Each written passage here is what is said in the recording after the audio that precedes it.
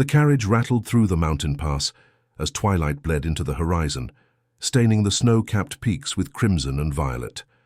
Elena sat rigid against the velvet cushions, her hands folded tightly in her lap, fingernails pressing crescents into her palms. The cold seeped through the wooden walls, despite the thick fur blanket draped across her knees. She could see her breath forming small clouds in the air, disappearing as quickly as they appeared, like prayers never answered. She had known this day would come since childhood. The women in her village spoke of it in hushed voices around winter fires, when the wolves howled too close, and the moon hung full and merciless over the Carpathian forests. Every generation, one girl was chosen. One sacrifice offered to the castle that loomed above them, like a stone vulture, its towers piercing the clouds, its windows dark, save for the occasional flicker of candlelight that seemed less like warmth and more like the eyes of predators watching from the shadows. Elena was 23 years old. She had lived longer than most chosen ones, and she knew why. Her blood was different, special. The village elders had examined her when she turned 16, tracing the strange birthmark on her left shoulder blade, a mark that resembled a twisted cross entwined with thorns. They had consulted the ancient texts kept locked in the monastery, pages yellowed with age and stained with wax from countless candles burned during desperate midnight readings. The conclusion had been whispered with equal parts reverence and dread. She was a daughter of Saint Luminita, the virgin martyr who had cursed the undead with her dying breath 3 centuries ago. The carriage lurched over a particularly rough section of road, and Elena braced herself against the door. Through the small window, she caught glimpses of the forest rushing past, gnarled trees with branches like skeletal fingers reaching toward the darkening sky. Somewhere in those woods, she knew, wolves prowled, but they were not the wolves she feared. The true predators awaited her in the castle, creatures who had long ago abandoned their humanity for the promise of eternity, trading their souls for immortal flesh and an endless hunger that could never truly be satisfied. Her mother had wept when the summons arrived 3 days ago. A sealed letter bearing the crimson wax seal of House Dracula, delivered by a pale servant who had not met anyone's eyes and who had departed before dawn without eating or drinking anything offered. Elena had opened the letter with trembling hands, though she had known what it would say. The words were formal, elegant, written in a flowing script that belonged to another century. She was invited to the feast, invited, as if she had any choice in the matter, as if refusing would not bring destruction upon her entire village, upon every man, woman, and child she had ever known. The feast happened once every 7 years, when the moon aligned with certain stars that the old ones tracked with instruments of brass and crystal. It was a gathering of the immortal nobility, vampires who had survived centuries through cunning and cruelty, who met to renew old alliances and settle ancient grievances. And at the center of it all was him, Count Dracula, the first, the eldest, the one who had made all the others what they were, either through his bite or through the bites of those he had created. His name was spoken with such fear that even the bravest hunters crossed themselves when they heard it. Elena had tried to learn what she could about him in the days before her departure. The monastery had forbidden texts, records kept by vampire hunters and scholars who had studied the undead. Brother Augustine had shown them to her in secret, his old hands shaking as he turned the brittle pages.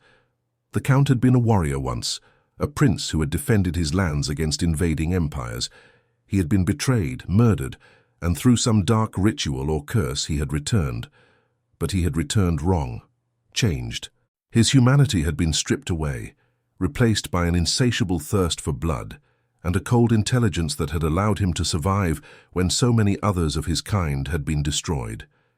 The texts described him as beautiful and terrible, a creature of contradictions. He could be charming, cultured, speaking a dozen languages with perfect fluency. He could quote poetry and philosophy, discuss art and music with the passion of a true aesthete, but beneath that refined exterior lurked something monstrous, something that saw human beings as nothing more than cattle, vessels of blood to be drained and discarded. He had slaughtered thousands over the centuries. Entire villages had been found empty, their inhabitants dead or turned into mindless thralls, who served their master without question or complaint. Yet there were other stories too, whispers of a different nature. tales of the Count sparing certain individuals, showing them mercy for reasons no one could understand. Accounts of him sitting alone in his library for weeks, surrounded by books, as if searching for something he had lost. Brother Augustine had told her that some scholars believed the Count was not entirely devoid of humanity, that somewhere deep within the monster, a fragment of the man he had once been still existed, buried beneath centuries of bloodshed and damnation. Elena did not know what to believe. She knew only that she was being delivered to him like a sacrifice to an ancient god, and that her blood, the blood of Saint Luminita's line, was supposed to be offered willingly. The elders had explained it to her carefully. She was to go to the feast, to stand before the assembled vampires, and to offer her throat to the Count. It was a ritual, they said, one that maintained the fragile peace between the village and the castle. One life in exchange for the safety of hundreds. But then, on the night before her departure, something had happened that changed everything. Old Magda had come to her. Magda was the oldest woman in the village, so ancient that no one remembered exactly how old she was. Some said she had been alive during the time of Saint Luminita herself. She lived alone in a cottage at the edge of the forest, and people avoided her, believing her to be mad or cursed or both. But Magda had come to Elena's home as the moon rose, her bent figure casting a long shadow across the threshold. She had gripped Elena's wrist with surprising strength, her cloudy eyes suddenly clear and focused. "Do not let him bite you," Magda had rasped, her voice like wind through dead leaves. "Your blood will destroy him. One drop, just one. And he will burn from the inside. You carry the saint's curse in your veins, child. It was meant to kill his kind, not feed them." Elena had stared at her, not understanding. But the elders said, "I must offer myself." They said it's the only way to keep the village safe. Magda had shaken her head violently. "The elders are fools. They read the old texts, but they do not understand them. Saint Luminita did not sacrifice herself to feed the vampires. She cursed them. Her blood became poison to the undead. And you, her last living descendant, carry that same poison. If the Count drinks from you, he will die. And when he dies, every vampire he has ever created will feel it. Some will die with him, others will go mad. The castle will fall into chaos. Then the village will be destroyed in revenge," Elena had whispered, her heart hammering against her ribs. "Perhaps," Magda had replied, her grip loosening. "Or perhaps not. Perhaps his death will free them all.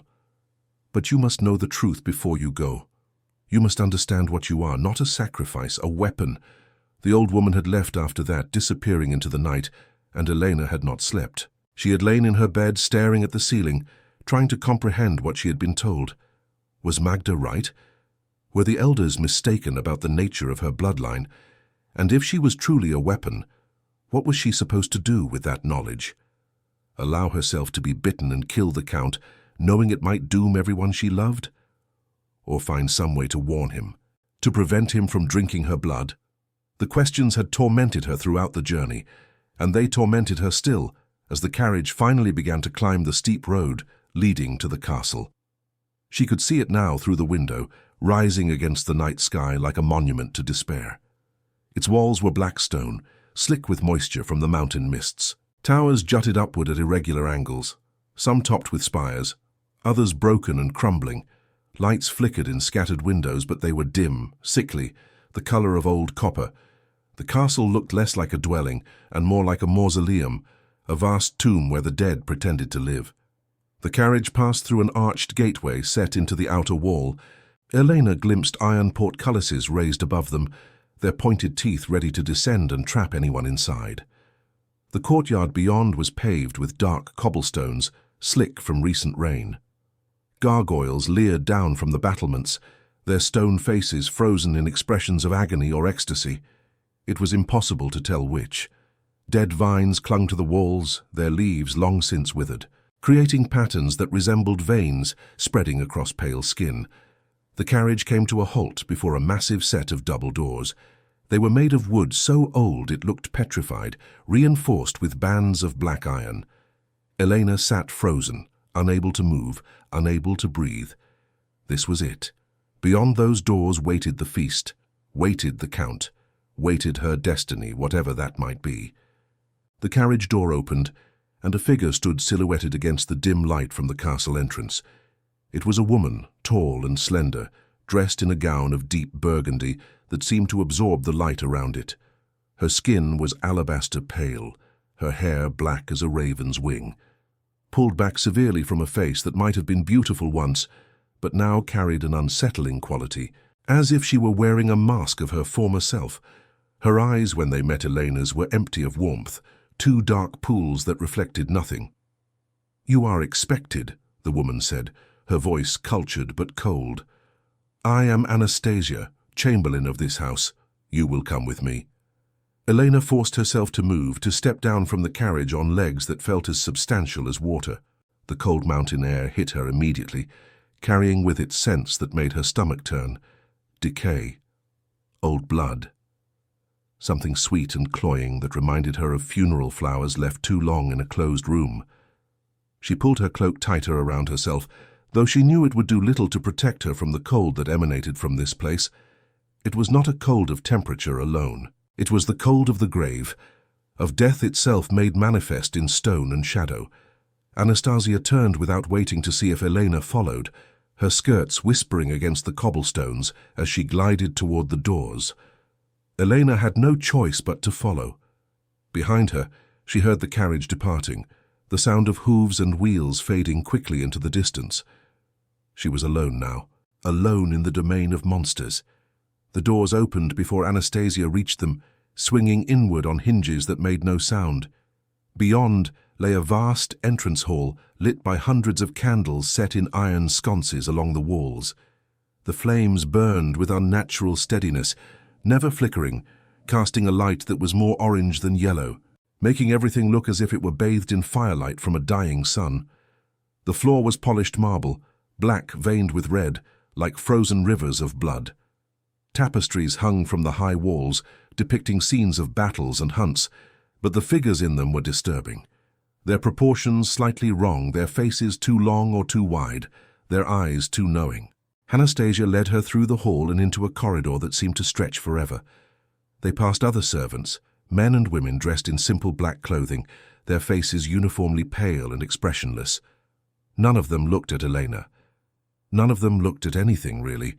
They moved like automatons, like puppets whose strings were being pulled by an invisible hand. Elena wondered if they were thralls, humans who had been fed vampire blood until their wills were broken, until they existed only to serve their masters. The corridor eventually opened into a gallery lined with portraits. Elena could not help but glance at them as she passed. The subjects were nobles from different eras, their clothing ranging from medieval armor to Baroque finery to Victorian elegance. But their eyes were all the same, red, burning, hungry. These were the immortals, the vampires who had been preserved in paint so that their former selves could be remembered, even as those selves were long devoured by the monsters they had become. At the end of the gallery, a grand staircase swept upward, splitting into two branches that curved along the walls. Anastasia climbed without pause, her hand trailing along the banister, which was carved with intricate patterns of roses and thorns. Elena followed, her own hand keeping away from the railing. She had the irrational fear that touching it would cut her, that her blood would spill and summon every vampire in the castle to her, like sharks scenting prey in dark waters. They reached the second floor and entered another corridor, this one wider and more ornate. The walls here were panelled in dark wood, carved with scenes that Elena tried not to examine too closely. She caught glimpses of figures in ecstasy or agony, of creatures that were neither fully human nor fully beast, of rituals that made her skin crawl. The air here smelled different, heavier, laden with incense that reminded her of church services, but corrupted, twisted into something that mocked rather than celebrated the divine. Finally, Anastasia stopped before a set of doors smaller than the main entrance, but no less imposing. They were carved with a coat of arms, a dragon coiled around a cross, its fangs bared, its wings spread, the symbol of House Dracula. The chamberlain turned to face Elena, her expression still utterly neutral. Beyond these doors is the great hall, where the feast will take place. You will enter and proceed to the center of the room. You will kneel before the count when he arrives. You will speak only if spoken to. You will offer yourself when the time comes. Do you understand? Elena nodded, not trusting her voice. Her throat felt closed, her mouth dry. She wanted to run, to flee back down the stairs and out into the night, to take her chances with the wolves and the mountains. But she did not move, could not move. Some force beyond her control kept her rooted to the spot. Whether it was duty or fear or fate, she could not say. Anastasia studied her for a moment longer, and for just an instant, something flickered in those dead eyes. Pity, perhaps, or recognition. Then it was gone, and the chamberlain pushed open the doors. The great hall was vast enough to hold a cathedral. The ceiling soared overhead, lost in shadows that no amount of candlelight could penetrate. Chandeliers hung from massive chains, their crystals glittering like frozen tears, their candles burning with that same unnatural steadiness. The walls were lined with more tapestries, more portraits, and between them stood suits of armor that might have been decorative, or might have contained something still aware and watching. The floor was the same black and red marble as the entrance hall, but here it had been arranged in a pattern, a massive design that resembled a compass rose or a ritual circle, with lines radiating outward from a central point.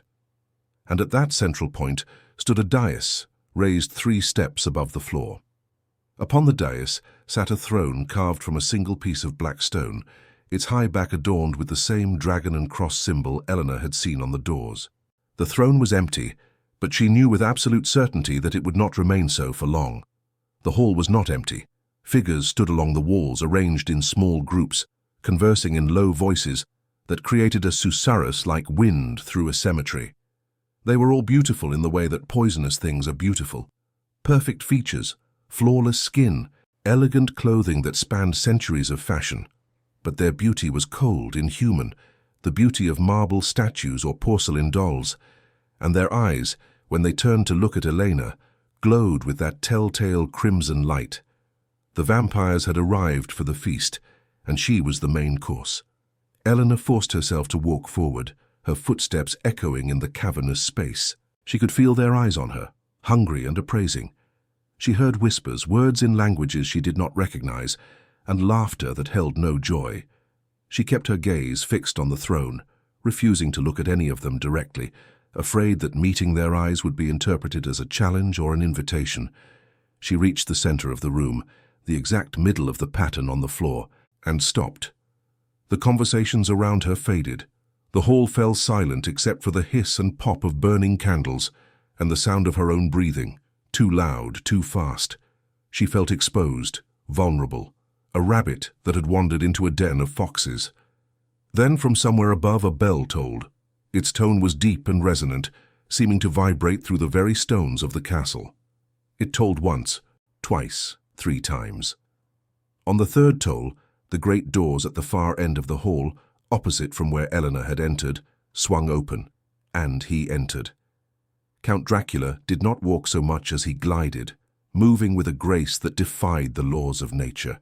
He was tall, well over 6 feet, his frame lean but radiating a coiled strength that suggested terrible power restrained.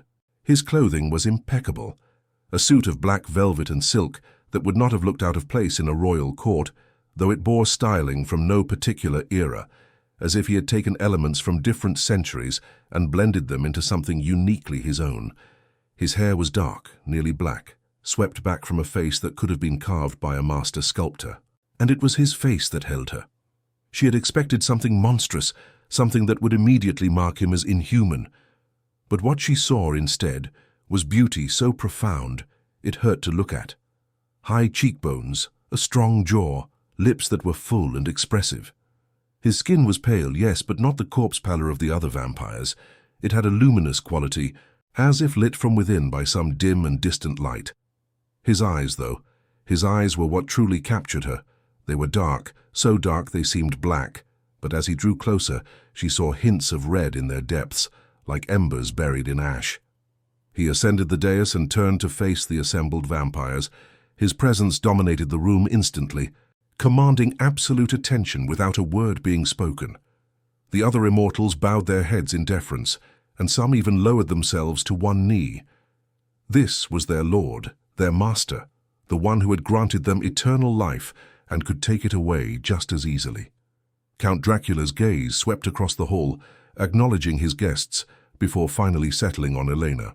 She felt the weight of that gaze like a physical thing, pressing down on her, searching her, stripping away every defense until she felt naked before him. His expression did not change. He simply looked at her, and the world seemed to hold its breath. When he spoke, his voice was rich and deep, carrying effortlessly through the hall without him needing to raise it.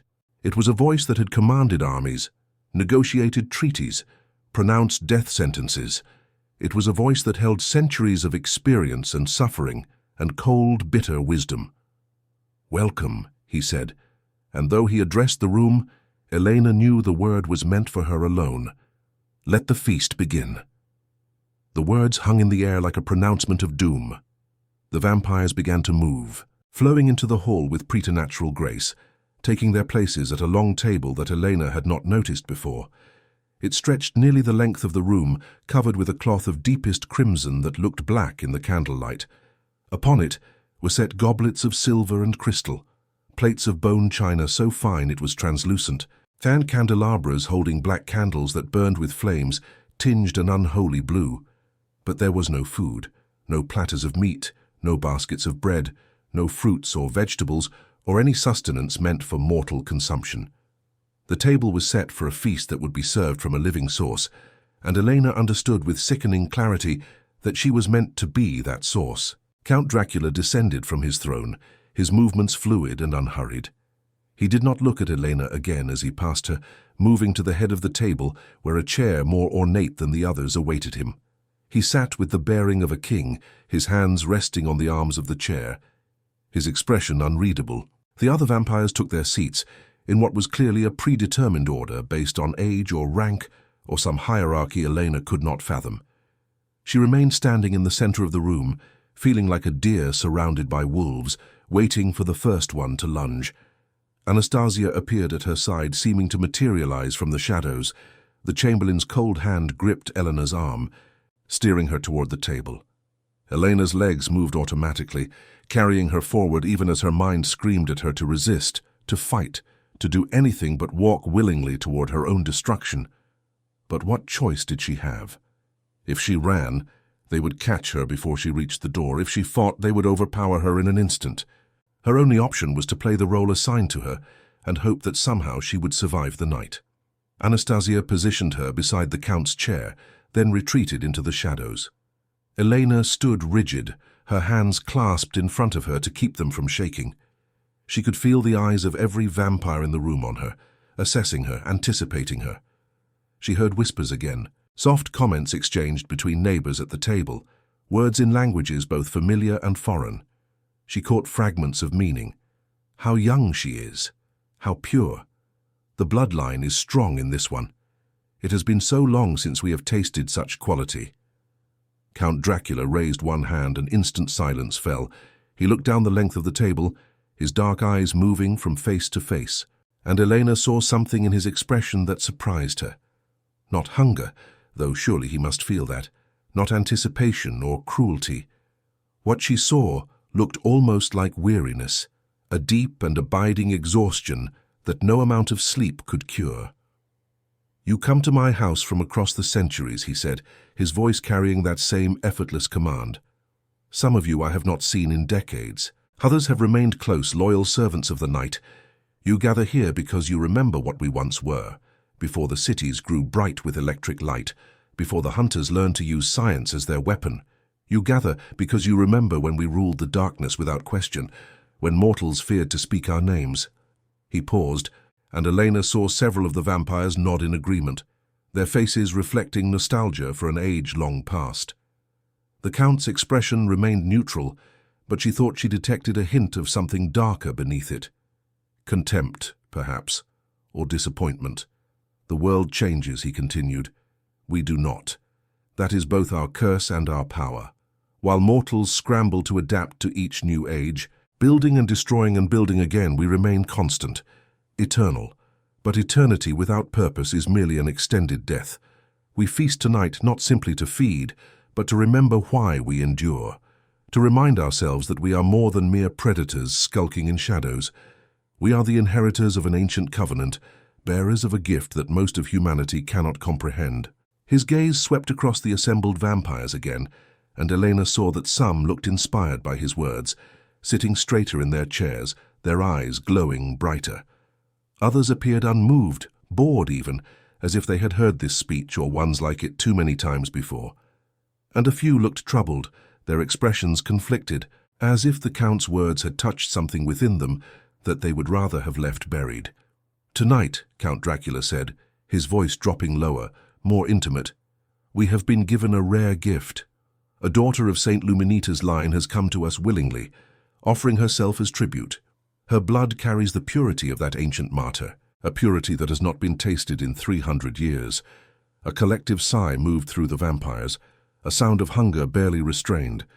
Elena felt her heart hammering so hard, she thought it might break free from her chest. The Count had not looked at her as he spoke, but now he turned his head and their eyes met. The impact was like a physical blow. She saw intelligence there, yes, and power beyond measure. But she also saw something she had not expected. Sadness, a profound and terrible sadness that seemed to fill those dark eyes like an ocean of sorrow. "Come," he said softly. And though he had not raised his voice, Elena heard him as clearly as if he had whispered directly into her ear. "Stand beside me." Her body obeyed before her mind could process the command. She moved to his right side, close enough that she could have reached out and touched him if she dared. This close she could see details she had missed from a distance. The lines at the corners of his eyes, faint but present, suggesting he had laughed once, long ago. The slight crookedness of his nose, as if it had been broken and healed imperfectly. The small scar on his left cheek, a mark from his mortal life that even immortality had not erased. These imperfections made him seem more real, more human, and that frightened her more than any monstrous appearance could have. The Count reached up without looking at her, his hand moving with precise control. His fingers, cool and dry, touched her chin, tilting her face upward. Elena's breath caught. She wanted to pull away, to run, but she remained frozen, caught between terror and a strange fascination she did not understand. He turned her head slowly, exposing the left side of her neck, the vulnerable curve where her pulse beat visibly beneath pale skin. "Beautiful," he murmured so quietly that only she could hear. "And tragic. Do you know what you carry in your veins, child?" Elena found her voice, though it came out as barely more than a whisper. "I have been told, my lord, I carry the blood of Saint Luminita." His fingers remained on her chin, holding her in place. "And do you know what that means?" She hesitated. The elders had told her one thing. Magda had told her another. Which truth was she supposed to speak? In the end, she chose honesty. "I am told that my blood is a gift to your kind, my lord. A blessing from the saint herself." Something flickered in his eyes. Amusement, perhaps, or was it pain? His thumb moved slightly, brushing against her jawline, a gesture that might have been gentle if it had come from anyone else. From him, it felt like a promise and a threat in equal measure. "A gift," he repeated. "How convenient for us. And yet, I wonder, did the saint strike you as the type to give gifts to those she despised? She died calling down heaven's wrath upon my kind. Her last words were a curse, not a benediction." Elena's mind raced. He knew. Somehow he knew the truth that Magda had revealed. But if he knew, why was he going through with this? Why hold a feast at all? "Perhaps," she said carefully, attempting to match his measured tone. "The curse and the gift are one and the same, my lord. Perhaps the saint understood that even the damned hunger for redemption." The Count's eyes widened fractionally, the first genuine surprise she had seen in his expression. Around them, the other vampires had fallen completely silent, hanging on every word of this exchange. Anastasia had reappeared, standing near the wall, her face for once showing emotion. "Fear." Bold words, the Count said, his voice still soft but carrying an edge now, sharp as a blade. "Do you claim to understand the mind of a saint? To know the intentions of the divine?" Elena's courage was failing, but she forced herself to continue. "I claim nothing, my lord. I know only what I am, a descendant, a carrier of blood that is different from others. Whether that difference is meant to harm or to heal, I cannot say. But I was taught that every gift from heaven carries both mercy and judgment." The Count released her chin, his hand falling away. He leaned back in his chair, studying her with an intensity that made her feel as if he were reading every thought in her mind, examining every secret she had ever kept. The silence stretched, broken only by the soft crackling of candle flames and the distant sound of wind howling outside the castle walls. Finally he spoke, addressing the room rather than her. "This mortal speaks with unexpected wisdom. She reminds us that we are creatures of duality, suspended between what we were and what we have become. We drink blood to sustain our existence, yet that same blood carries within it the memories of mortality, the warmth of life we can no longer claim as our own. Every feast is an act of longing, an attempt to taste again what was taken from us." Some of the vampires shifted uncomfortably. Others nodded slowly, as if acknowledging a truth they had long avoided. Elena realized that the Count was not simply addressing his guests. He was challenging them, forcing them to confront something they preferred to ignore. "But we are also practical," he continued, and now his tone hardened, becoming more businesslike. "We have gathered to feed, and feed we shall. The question is merely one of order and civility. We are not beasts tearing at prey. We are nobles, aristocrats of the night, and we will conduct ourselves accordingly." He stood, and the movement brought him even closer to Elena. She had to tilt her head back to meet his eyes, and the height difference made her feel even more vulnerable than before. He was so much larger than she was, so much stronger. If he chose to kill her, to drain every drop of blood from her body, she would have no defense, no escape.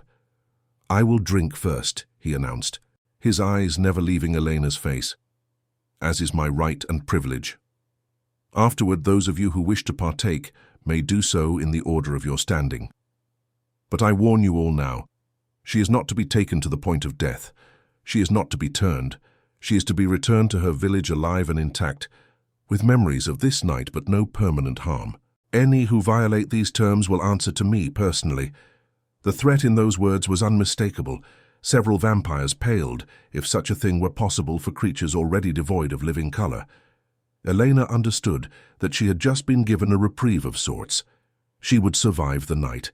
The Count himself had decreed it, but the path to that survival would be paved with pain and terror, and she was not certain she had the strength to walk it.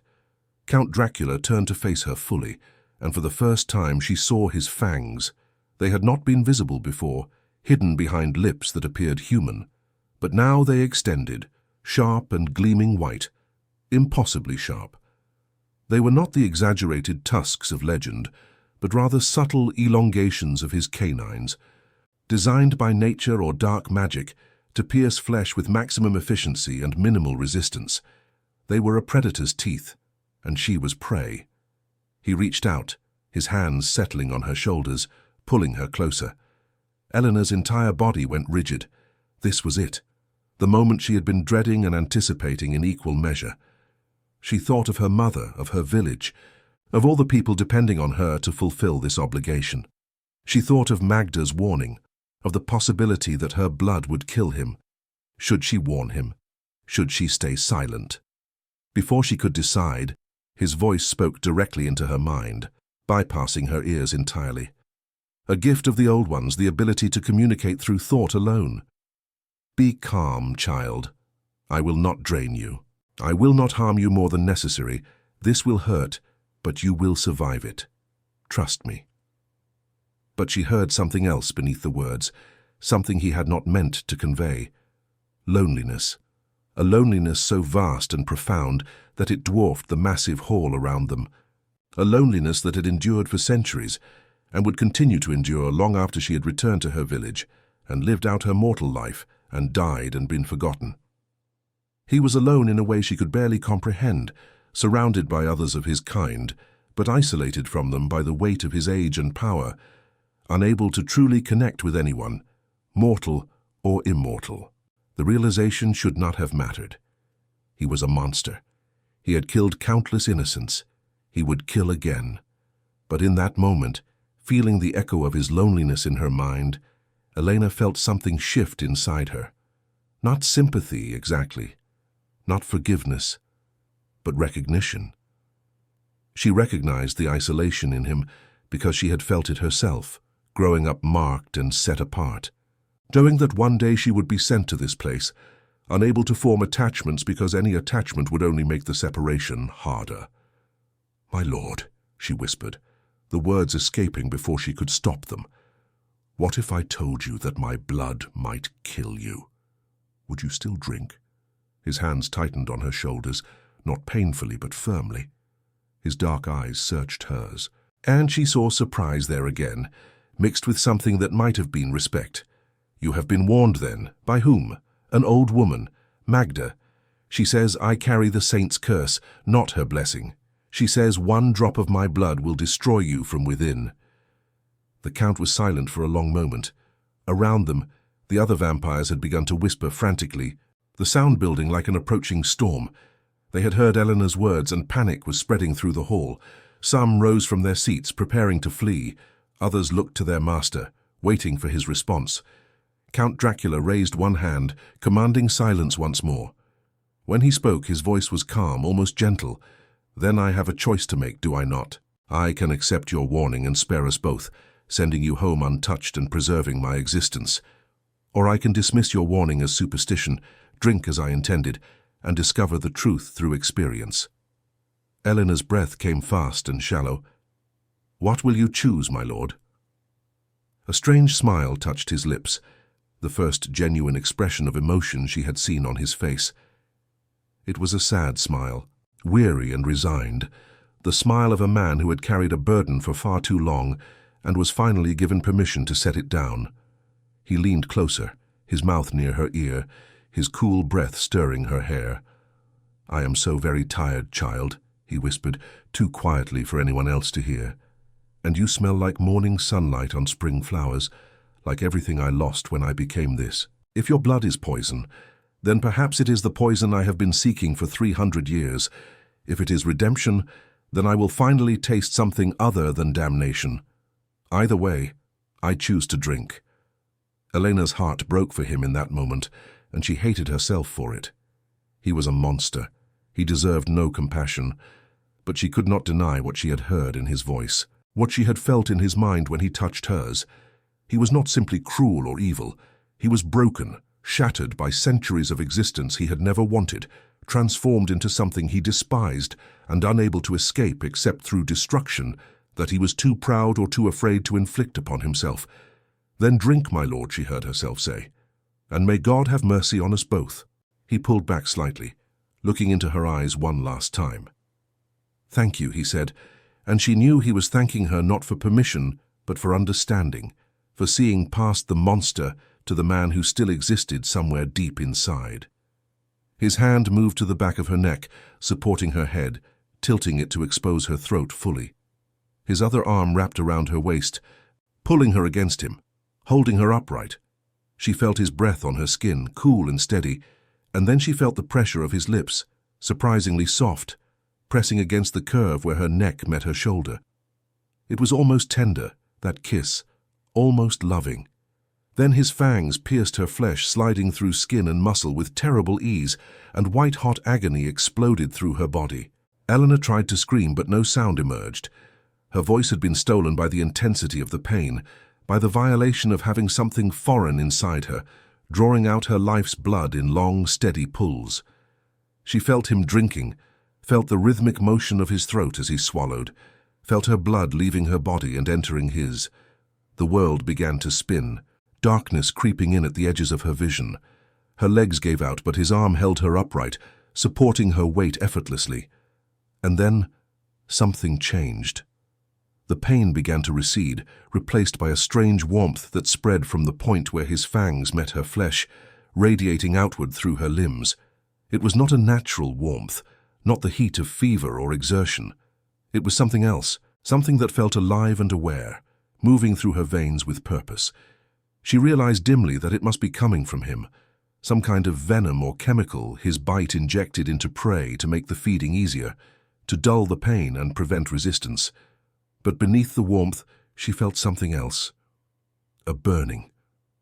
It started in her blood, in the very cells that he was drawing into himself, and it grew stronger with each swallow. She felt it in him too, felt his body beginning to react to what he was consuming. His arms tightened around her, no longer gentle but desperate, as if he were trying to hold on to something that was slipping away. She heard him make a sound, something between a gasp and a groan, and felt him shudder against her. The burning intensified. Elena could feel it now in her own veins, as if her blood had become liquid fire scorching her from the inside out. But it was worse for him. So much worse. She felt it through the strange connection his bite had created, felt his body beginning to reject what he had drunk, felt his flesh starting to burn. The poison was real, Magda had been right, and the Count was dying. He tore his fangs from her throat with a sound like ripping cloth, stumbling backward, his hand going to his chest. His face, always pale, had gone ashen, almost grey. His eyes, usually so dark and controlled, were wide with shock and pain. Black veins began to appear beneath his skin, spreading outward from his heart like cracks in porcelain, visible proof of the corruption spreading through him. The hall erupted into chaos. Vampires leaped to their feet, some rushing toward their master, others fleeing toward the exits. Anastasia appeared, catching Elena before she could collapse, lowering her to the floor with surprising gentleness. Elena's hand went to her neck, feeling the wetness of blood still flowing from the 2 puncture wounds. The pain was returning now, sharp and immediate, but she barely noticed it. Her eyes were fixed on Count Dracula, watching as he fought against the poison destroying him from within. He fell to one knee, his hand still pressed against his chest, his face contorted in agony. The black veins had spread to his throat now, to his jaw, creeping upward toward his face. His breathing came in ragged gasps, each one seeming to cost him tremendous effort. The other vampires surrounded him, crying out in languages Elena did not understand, but none of them dared to touch him, as if afraid the corruption might spread through contact. "My lord," Anastasia called out, her voice cracking with something that might have been grief.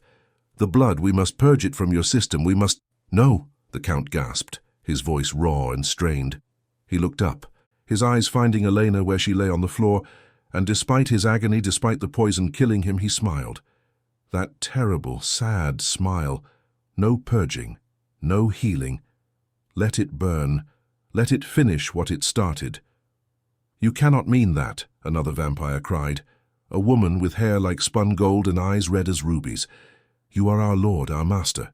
Without you, without me," the Count interrupted, forcing himself to speak clearly despite the pain that must have been consuming him. "You will be free. Free to make your own choices, to live or die by your own will. Is that not what immortality should be? Choice?" He coughed, and black blood spilled from his lips, staining his perfect clothing. The corruption had reached his lungs now, spreading faster. Elena watched in horror and fascination, unable to look away. She had done this. Her blood, the blood of St. Luminita's line, was destroying the most powerful vampire in existence. She should have felt triumph, victory. Instead, she felt only a profound sense of loss, as if something ancient and irreplaceable were being torn from the world. "Child," the Count said, his eyes still on her. "Come here." Anastasia helped Elena to her feet, supporting her as she walked on shaking legs toward where the Count knelt. The other vampires parted before her, their faces showing confusion, fear, anger, and in some cases, a dawning understanding. She reached him and would have knelt, but he shook his head. "Stand tall," he told her. "You have done what countless hunters could not. You have ended me with nothing more than the blood in your veins. You are a weapon forged by a saint and delivered by fate. Be proud of what you are." "I did not want this," Elena whispered, tears streaming down her face, surprising her with their intensity. "I did not want to kill you." His hand reached up, trembling now, and touched her cheek, wiping away one of her tears. His fingers came away wet, and he looked at the moisture with wonder, as if seeing tears for the first time. "I know," he said softly. "That is why you succeeded where others failed. You came in peace, offering yourself willingly. You gave me a choice, and I chose this. Remember that. This was my choice." The black veins had reached his face now, spreading across his cheeks, his forehead, around his eyes. His skin had begun to crack, thin lines appearing as if his flesh were porcelain fired too hot. Through the cracks, Elena could see light, a pure white light that seemed impossible, that looked like sunlight captured and concentrated, burning from the inside out. "Tell them," the Count said, his voice fading now, growing weak. "Tell them that I was not always as they knew me. Tell them that once, long ago, I loved the sun. I loved the taste of wine and the sound of laughter. I loved a woman with hair like wheat and eyes like the summer sky. And when she died, I made choices I should not have made. Tell them that immortality is not a gift. It is a prison sentence without end, and the only escape is through mercy or destruction. Tell them you gave me both." His hand fell away from her face, dropping to his side. The light within him was growing brighter, more intense, beginning to shine through his eyes, through his mouth, through every crack in his failing body. The other vampires were backing away now, shielding their eyes from the brilliance. Only Elena remained close, held by something she could not name, unable to abandon him in his final moments. "Thank you," the Count whispered, his voice barely audible now, "for seeing me, for understanding, for setting me free." Then the light exploded outward, and Elena was thrown backward by the force of it. She felt Anastasia catch her again, felt the Chamberlain's arms wrapping around her protectively. The light filled the entire hall, blinding and pure, burning away shadows that had lingered for centuries. Elena could not see through it, could not see what was happening to the Count, but she felt it when his presence vanished from the world, felt the sudden absence like a hole torn in the fabric of reality. The light faded as quickly as it had appeared, leaving spots dancing in Elena's vision. When she could see again, she looked toward where the Count had been kneeling. Nothing remained. No body, no ashes, no trace that he had ever existed except for a scorch mark on the marble floor, burned in the shape of a man kneeling in supplication, or perhaps in prayer. Count Dracula was gone, and with him, 300 years of darkness had finally come to an end. The silence that followed was absolute. Not a single vampire moved. Not a single breath was drawn.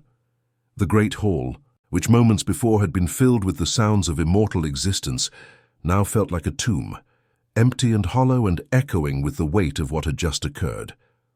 Elena stood in the center of it all, supported by Anastasia's arms, her hand still pressed against the wound in her neck, feeling her own blood pulse warm and alive between her fingers. Then, like a spell breaking, the hall erupted into chaos once more. Some vampires fell to their knees, crying out in anguish or perhaps relief. Others ran for the doors, desperate to escape this place of death. A few simply stood frozen, staring at the scorch mark on the floor, as if unable to comprehend what they were witnessing.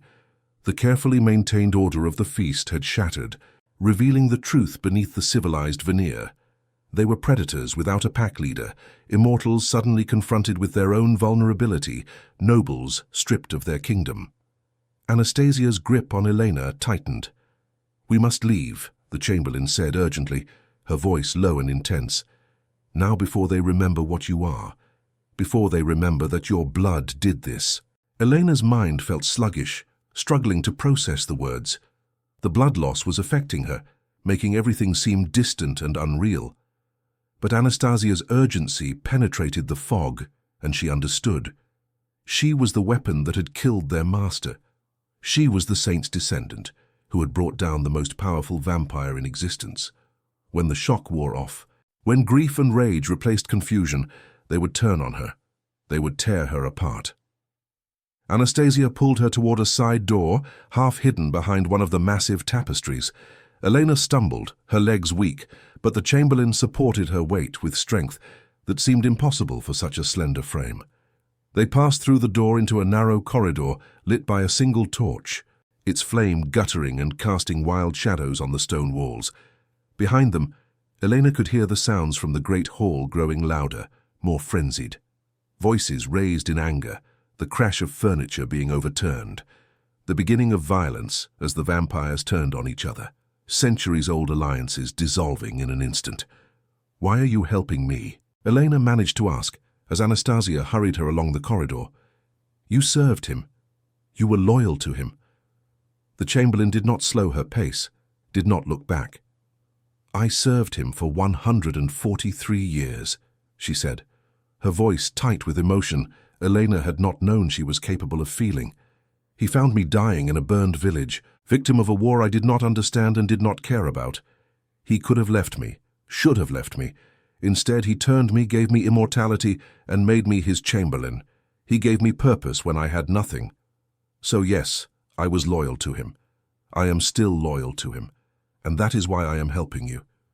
Elena did not understand. You want revenge? You want to kill me yourself? Anastasia laughed, a bitter sound with no humor in it. Kill you? Child, you gave him what he wanted, what he had wanted for longer than you can imagine. Did you not hear his final words? Did you not see his smile? You freed him. The Count has been trying to die for 2 centuries, but his pride would not allow suicide, and no hunter was strong enough to destroy him. You succeeded where armies failed. You gave him peace. For that I will ensure you survive this night, even if it costs me my own existence. They reached a staircase spiraling downward into darkness. Anastasia grabbed a torch from the wall and descended quickly, pulling Elena behind her. The stairs were old, worn smooth by centuries of footsteps, treacherous in their unevenness. Elena focused on placing one foot in front of the other, trying not to think about how much blood she had lost, trying not to think about the Count's face as the light consumed him from within. The staircase seemed to go on forever, winding down into the heart of the mountain upon which the castle was built. The air grew colder, damper, carrying the smell of earth and stone and something else, something ancient and disturbing that Elena could not identify. Finally they reached the bottom, emerging into a vast chamber carved from living rock. Water dripped somewhere in the darkness beyond the torch's reach, each drop echoing like a countdown. "This is the old crypt," Anastasia explained, moving quickly across the chamber toward what looked like a solid wall. She pressed her hand against a particular stone, and a section of the wall swung inward, revealing a tunnel barely wide enough for a person to walk through upright. This passage leads outside the castle walls, into the forest below. It was built centuries ago, an escape route for the Count if the castle was ever besieged. He never used it, never needed it, but you will use it now. Helena stared into the dark tunnel, feeling a wave of claustrophobia at the thought of entering that confined space. What about you? Won't they punish you for helping me? Anastasia's face, always so cold and expressionless, softened slightly. Perhaps, perhaps not. The castle will fall into chaos without the Count. Some of the vampires will try to seize power. Others will flee to establish their own territories. A few may even choose to face the sun, following our master into true death. In all that confusion, my actions tonight may be forgotten, or they may be remembered and punished. Either way, it does not matter. I have my orders. Orders? Elena asked, confused. But the Count is gone. How can you have orders? The chamberlain reached into a pocket of her gown and withdrew a sealed letter. The paper yellowed with age, the wax seal bearing the dragon and cross of House Dracula. She handed it to Elena with reverence. He gave this to me 50 years ago. He said that one day someone would come who could end him. He did not know who or when or how, but he knew it would happen. He ordered me to protect that person, to ensure they survived and returned home safely. He said it would be his final command to me, and that I was to consider all previous oaths and obligations fulfilled upon its completion. Elena took the letter with trembling hands. The wax seal was unbroken. Why didn't you open it? It is not addressed to me, Anastasia said simply. It is addressed to the one who freed him. That is you. Elena broke the seal carefully and unfolded the letter. The handwriting was elegant, flowing, the work of someone who had spent lifetimes perfecting the art of calligraphy. By the light of Anastasia's torch, she read, "To the one who ends my existence, I offer both gratitude and apology. Gratitude, because you have accomplished what I could not. Apology, because in ending me, you have inherited a burden I had no right to place upon you. You will carry the memory of this night for the rest of your life. You will wonder if you made the right choice. You will question whether mercy and murder can exist in the same act. I cannot answer these questions for you. I can only tell you that what you did was necessary, and that I faced my end with relief rather than regret. You may wonder why I allowed this to happen, why I drank your blood when I suspected it might destroy me. The truth is simple, and terrible. I was tired. Not the tiredness of a long day or a hard campaign, but the tiredness of centuries. I have seen empires rise and fall. I have watched mortals I respected grow old and die while I remained unchanging. I have committed atrocities in the name of survival, and I have long since lost count of the innocent lives I took. I told myself I was a predator, that humans were merely prey, that this was the natural order. But I never truly believed it. Every life I took diminished me further. Every year that passed added to the weight I carried, until finally that weight became unbearable. But I am a creature of pride. I could not simply walk into the sun. I could not beg a hunter to stake me. I needed someone to give me permission to let go, someone pure enough to make the choice feel like redemption rather than surrender. You were that someone. Your blood, blessed by the saint, gave me an honorable death. For that I am grateful. Now I must ask something of you. Return to your village. Tell them what happened. Tell them the Count is gone, that the castle will fall into chaos, that the vampires who remain will be too busy fighting among themselves to threaten mortal lands for many years. Tell them to fortify their defenses, to train their hunters, to prepare for a new age. The old order has ended. What comes next depends on choices made by both mortals and immortals. But most importantly, live well. Do not let this night define you. Do not let guilt or trauma poison the years you have ahead of you. I chose my fate. You were merely the instrument through which that choice was enacted. You bear no sin in this. Remember me if you wish. But do not mourn me, I am finally at rest. With respect and gratitude, Dracula, Count of Wallachia, son of the dragon. Elena read the letter twice, tears blurring her vision. When she finally looked up, Anastasia was watching her with an expression that might have been sympathy. "Did you know what it said?" Elena asked. "No," the Chamberlain replied, "but I can guess." He was always thoughtful that way, always considering the consequences of his actions, even when those actions were terrible. It was both his greatest strength and his deepest torment. "He was not what I expected," Elena said softly.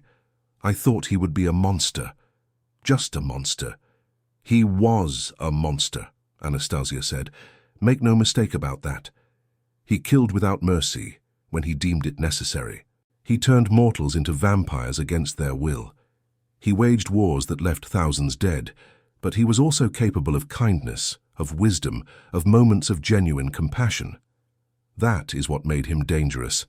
That is also what made him tragic. He was aware of what he had become, and that awareness tortured him every day of his immortal existence. A loud crash echoed from somewhere above them, followed by screams. The sounds of fighting had intensified. Anastasia's head snapped toward the staircase they had descended. "We are out of time. You must go now." Elena folded the letter carefully and tucked it inside her dress, against her heart. "What will you do?" "Return to the hall. Try to restore some semblance of order. And if I cannot, then I will face whatever comes with the dignity befitting the Chamberlain of House Dracula. Now go. The tunnel will lead you to the forest. Follow the stream downward until you reach the main road. From there, you know the way home." Elena stepped toward the tunnel, then paused. She turned back to Anastasia, this strange woman who had shown her more kindness in one night than she had any right to expect. "Thank you. For everything. For protecting me. For being loyal to him even after his death." Anastasia inclined her head in a gesture that was almost a bow. "It was an honor to serve him, and it is an honor to help you. Now please go before I am forced to reconsider my priorities." Elena entered the tunnel. The walls pressed close on either side, rough stone that scraped against her shoulders. The darkness ahead was absolute, but she could feel air moving, cold and fresh, suggesting an exit somewhere in the distance. She took one last look back at Anastasia, standing in the crypt with her torch, a pale figure in burgundy surrounded by shadows.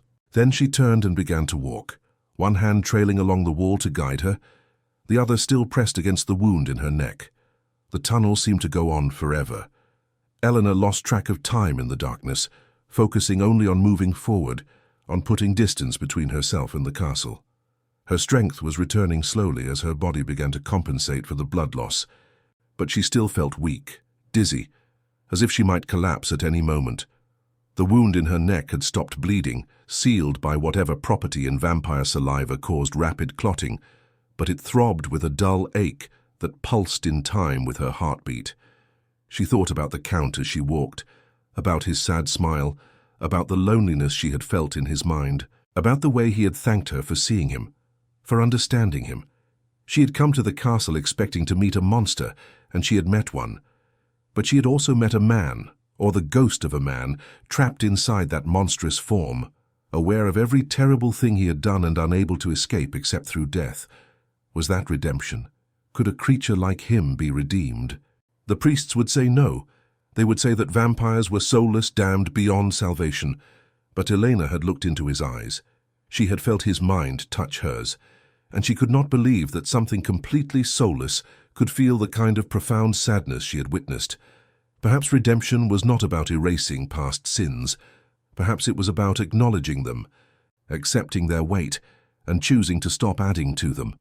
Perhaps the Count's redemption had come not through any good deed, but through his willingness to finally let go. Light appeared ahead, faint at first, then growing stronger. Elena quickened her pace, desperate to escape the confining tunnel. She emerged into the night air, gasping, filling her lungs with the smell of pine and earth and freedom. She was on the mountainside, halfway down the slope, surrounded by forest. Above her, she could see the castle silhouetted against the stars, dark and ominous. As she watched, lights began to appear in more windows than before, and she heard sounds carrying on the wind, shouts, crashes, the unmistakable sounds of violence. The castle was tearing itself apart. Without the Count to maintain order, the vampires were turning on each other, old grudges and new ambitions erupting into open conflict. How many would survive the night? How many would escape to terrorize new territories? Elena did not know, but that was not her problem now. She had done what she came to do, fulfilled the obligation placed upon her by her bloodline. Now she just wanted to go home. She found the stream Anastasia had mentioned, a narrow ribbon of water rushing down the mountainside. She followed it, stumbling over rocks and roots in the darkness, using the sound of the water to guide her when her eyes could not penetrate the shadows beneath the trees. The forest was alive with night sounds, owls hooting, small animals rustling through underbrush, the distant howl of wolves, though whether they were natural wolves or something more sinister, she could not tell. Hours passed. The night began to fade, giving way to the grey light of pre-dawn. Elena's legs ached. Her feet were blistered inside her shoes. Her dress was torn and muddy. But she kept walking, driven by a desperate need to reach familiar ground, to see her village, to know that she had survived. Finally, as the sun broke over the eastern peaks, painting the sky in shades of pink and gold, Elena emerged from the forest onto the main road. She recognized the spot immediately. She was less than an hour's walk from her village. Relief flooded through her so intensely that she nearly collapsed. She had made it. Against all odds, she had survived the night at Castle Dracula. She forced herself to keep moving, to cover the final distance. As she walked, she became aware of how she must look. Blood-stained, exhausted, half dead. The villagers would be terrified when they saw her. They would think she had been turned, transformed into a vampire herself. She needed to prepare them, to find a way to explain what had happened without causing panic. But when the village came into view, she found a crowd already gathered on the road, waiting. At the front stood her mother, her face pale with worry, her hands clasped in prayer. Beside her was Brother Augustine, the old monk who had shown Elena the forbidden texts. And there, hunched and leaning on a gnarled staff, was Magda, her cloudy eyes somehow seeing more than they should. Elena's mother saw her first. She cried out, a sound of pure joy and relief, and ran forward. Elena found herself caught in her mother's embrace, held tight, rocked back and forth as if she were a child again. Her mother was weeping, speaking rapidly in a mixture of prayer and thanks. "Thank God, thank all the saints, thank Luminita herself, you're alive, my daughter is alive." Brother Augustine approached more slowly, his expression grave. He examined Elena carefully, his gaze lingering on the wound in her neck, on the blood staining her dress. "You were bitten," he said.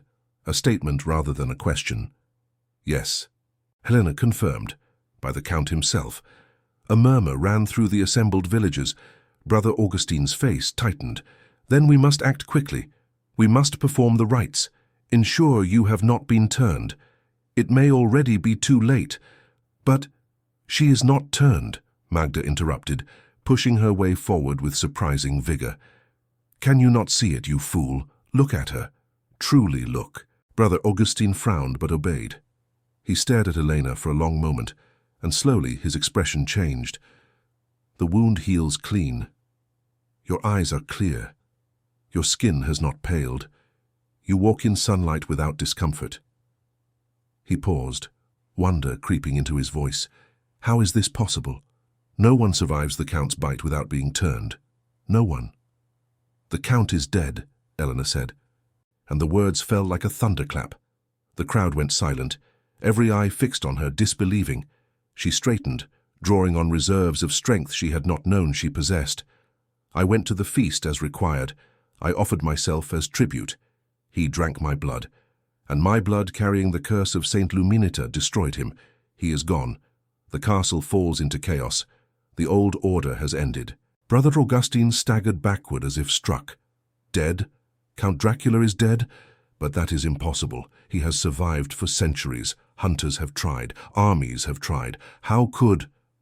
She is her ancestor's true heir, Magda said, and there was satisfaction in her cracked voice. The saint's blood runs strong in her veins, strong enough to kill even the eldest of them all. I told you, girl. I told you that you were a weapon. Elena looked at the old woman, this strange creature who had known the truth when no one else did. You knew this would happen. You knew I would kill him. Magda's cloudy eyes gleamed. I knew it was possible. I did not know if you would have the courage to let him drink. Many would have run. Many would have fought. But you stood still. You let fate take its course. That took a different kind of courage. Elena's mother pulled her close again, kissing her forehead, her cheeks, her hair. Come home, she whispered. Come home and rest. You have done enough, more than enough. But Elena found she could not move yet. There was something she needed to say, needed the village to understand. He wanted to die, she said, her voice carrying across the silent crowd. Count Dracula. He wanted to end his existence. He drank my blood, knowing it might kill him, hoping it would. He was tired. Tired of the killing, tired of the centuries, tired of being a monster. In the end, he chose to die. I did not murder him. I freed him. Brother Augustine shook his head slowly. It does not matter whether he wanted death or not. What matters is that the greatest threat to these mountains is gone. You have protected not just our village, but dozens of others. You are a hero, Elena, a champion sent by the saint herself. But Elena did not feel like a hero. She felt exhausted, confused, grieving for a monster she had known for mere hours. She reached into her dress and withdrew the Count's letter. Before anyone could question her, she walked to Brother Augustine and handed it to him. He wrote this. Before he died, he knew this day would come, and he wrote instructions. Read it. Share it with the elders. Do what it says. The monk took the letter with trembling hands, staring at the broken seal. I will, he promised, though I confess I am afraid of what wisdom a vampire might offer. Read it anyway, Elena said. And remember that he was not always a vampire. Once he was a man. A good man, or so I believe. Remember that before you judge. She turned away from the crowd then, leaning heavily on her mother, and allowed herself to be led home. Behind her, she heard the villagers beginning to talk, their voices rising in excitement and speculation. The Count is dead. The girl killed him with her blood. We are free. We are finally free. But Elena wondered if anyone was ever truly free. The Count had been immortal, powerful beyond measure, and he had been the least free person she had ever met, trapped by his own nature, unable to change or escape. She was mortal, weak, destined to grow old and die. But she could choose. She could decide what to do with the years she had remaining. She could live in a way that mattered, in a way that honored both the gift of life and the tragedy of death. Her mother settled her into her own bed, the same bed Elena had slept in since childhood. It smelled of home, of safety, of everything familiar and comforting. Her mother cleaned the wound in her neck, applied herbs and bandages, murmured soothing words. Elena closed her eyes, feeling sleep pulling at her with irresistible force. Just before she surrendered to unconsciousness, she thought she felt something. A presence, gentle and warm, settling over her like a blessing. She smelled flowers that did not grow in these mountains. She heard a voice soft and feminine, speaking words she could not quite make out, but that filled her with peace. And she knew, without understanding how she knew, that Saint Luminita was pleased, that the curse had fulfilled its purpose, that redemption had come not through judgment, but through mercy. Elena slept then deeply and without dreams, the letter from a dead count pressed against her heart, his final words resonating in her mind. Live well. Do not let this night define you. Remember me if you wish, but do not mourn me. I am finally at rest, and somewhere in the spaces between life and death, between damnation and salvation, Count Dracula's spirit found the peace that had eluded him for 3 centuries, released at last from the prison of immortality, freed by the blood of a saint, and the choice of a girl who saw past the monster to the man within. Elena woke 3 days later. She learned this from her mother, who had kept vigil beside her bed the entire time, changing the bandages on her neck wound, forcing broth between her lips when she was semi-conscious, praying constantly to Saint Luminita for her daughter's recovery. The wound had healed with remarkable speed, leaving only 2 small scars that would fade with time. Her strength had returned, though she still felt a lingering weakness, as if some essential part of her vitality had been permanently diminished by what she had given to the Count. The village had changed in those 3 days. Word had spread to neighboring settlements about what had happened at Castle Dracula. Hunters had been dispatched to investigate, brave men armed with stakes and crosses and holy water, prepared to face whatever vampires remained. They had returned with stories that Elena found difficult to believe, though she knew they must be true. The castle was in ruins, not physically destroyed but abandoned, emptied of its immortal inhabitants. The hunters had found evidence of a great battle in the main hall, furniture smashed, tapestries torn, scorch marks on the walls and floors. They had found ash piles scattered throughout the castle, the remains of vampires who had been staked or beheaded in the chaos. But most of the immortals had simply fled, escaping into the night to seek refuge elsewhere, to establish new territories far from the place where their master had fallen. Anastasia was among the missing. The hunters had found her chambers empty, her possessions left behind as if she had departed in great haste. Elena hoped the chamberlain had escaped safely, that she had found some measure of peace after centuries of service. She owed the woman her life, and she sent silent prayers for her safety, though she knew those prayers might never be answered. Brother Augustin had read the Count's letter to the village elders in a closed meeting. He would not tell Elena exactly what had been discussed, but he had emerged from that meeting looking years older, his face troubled and thoughtful. He had sought her out on the 4th day after her return, finding her in her mother's garden where she sat among the herbs and flowers, trying to process everything that had happened. The Count's words were not what I expected, the old monk had said, settling himself on a bench beside her with the careful movements of age. He spoke with wisdom and humility. He acknowledged his crimes. He expressed genuine remorse. And his instructions were sound. We are fortifying the village defenses as he suggested. We are training new hunters. We are preparing for a world without his presence to maintain order among the immortals. Did he say anything else? Elena had asked. Anything about me? Brother Augustine had hesitated, then nodded slowly. He asked that we not treat you as a weapon or a hero. He said you were simply a girl who had been given an impossible burden, and that you deserved to live a normal life if such a thing was still possible. He said that the bloodline of Saint Luminita should not be worshipped or exploited, but respected and protected. He was very specific about that, very emphatic. Elena had felt tears prickling her eyes at those words. Even in death, even in his final message, the Count had thought of her welfare. It was such a small kindness, and yet it meant more to her than any grand gesture could have. He had seen her humanity when others saw only her heritage, her potential as a weapon. He had recognized her as a person, not just as an instrument of fate. The weeks that followed were strange. Elena tried to return to her ordinary life, but she found that impossible. People treated her differently now, some with awe, as if she were a living saint herself, others with fear, as if proximity to her might invoke some divine wrath or supernatural danger. Children stared at her in the streets, women whispered when she passed, men crossed themselves and avoided her gaze. Only old Magda treated her the same as before. The ancient woman would appear at unexpected times, always when Elena was alone, always with words that were equal parts wisdom and warning. "You carry a burden now, girl," she had said during one such visit. "Not just the memory of what you did, but the knowledge of what you are. There will be others who come seeking you, vampires who want revenge for their master's death, hunters who want to study your blood, nobles who want to use you as a weapon. You must be careful. You must be strong." Elena had asked her how to be strong in the face of such threats. Magda had laughed, that dry, crackling sound like dead leaves. "Strength is not about fighting, child. It is about knowing who you are and refusing to let others define you." The Count understood that in the end. That is why he chose to die. He refused to let his past define his future any longer. "You must do the same. You are not just the saint's descendant, you are Elena, remember that." As winter approached, bringing with it shorter days and longer nights, Elena made a decision.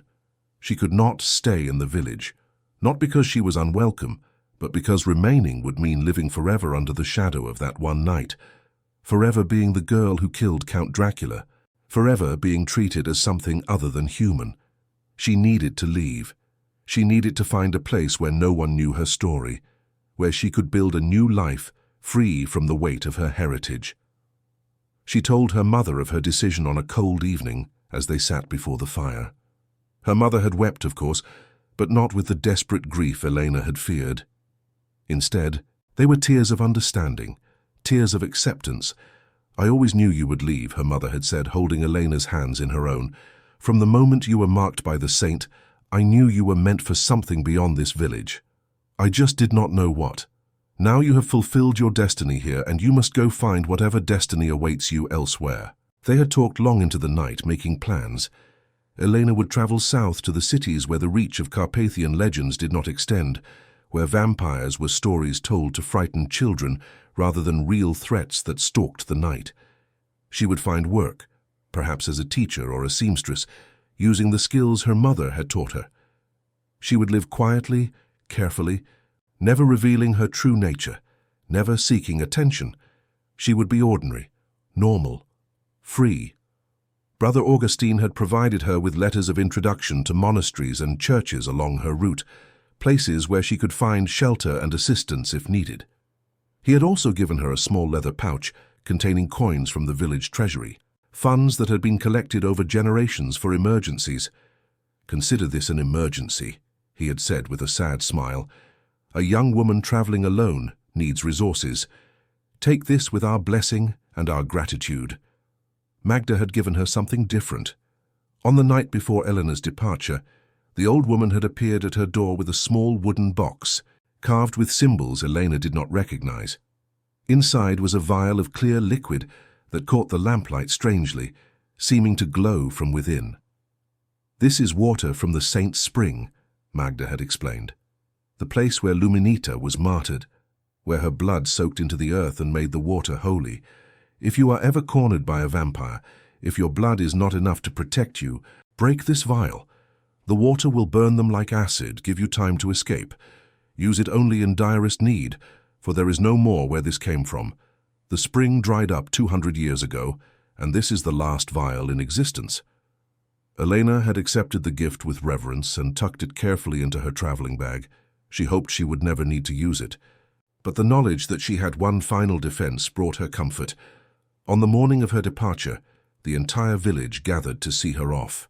It was a small ceremony, awkward and emotional, with too many people wanting to say goodbye and not knowing how. Her mother embraced her one last time, whispering prayers and blessings. Brother Augustine pressed a small wooden cross into her hand. Even the village elders, who had always regarded her with a mixture of fear and respect, offered words of thanks and wishes for safe travel. Elena climbed into the hired carriage that would take her to the first city on her journey. As the driver snapped his reins and the horses began to move, she looked back at the village that had been her entire world for 23 years. She saw her mother standing at the front of the crowd, one hand raised in farewell, tears streaming down her face. She saw the cottage where she had grown up, the church where she had prayed, the streets where she had played as a child.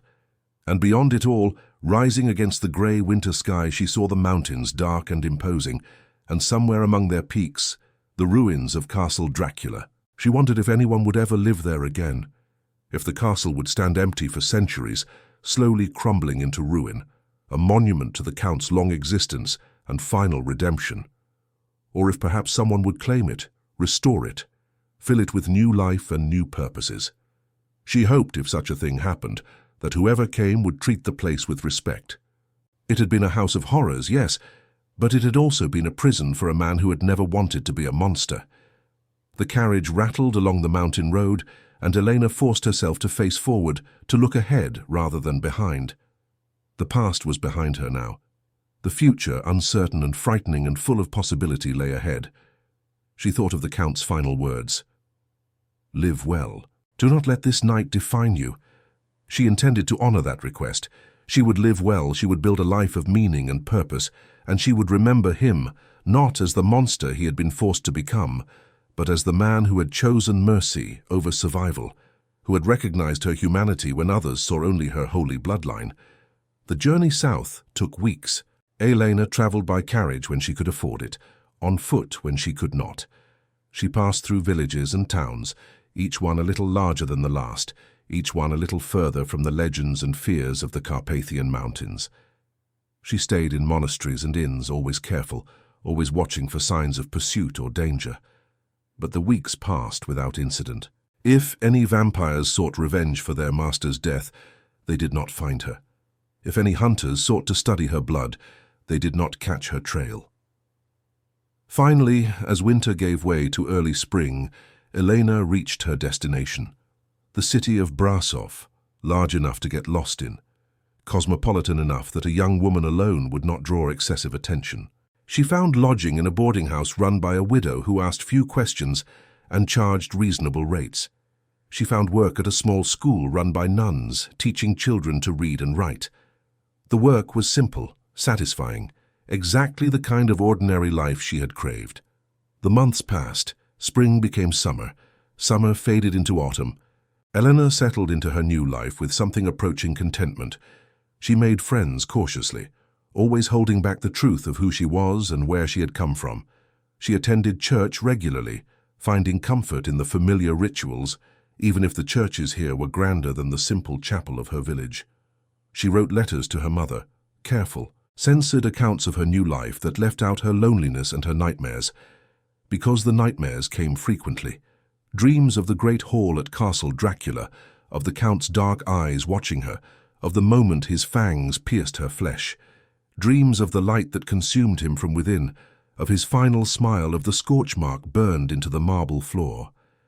She would wake, gasping, her hand going automatically to the scars on her neck, phantom pain pulsing through her as if the wound were fresh.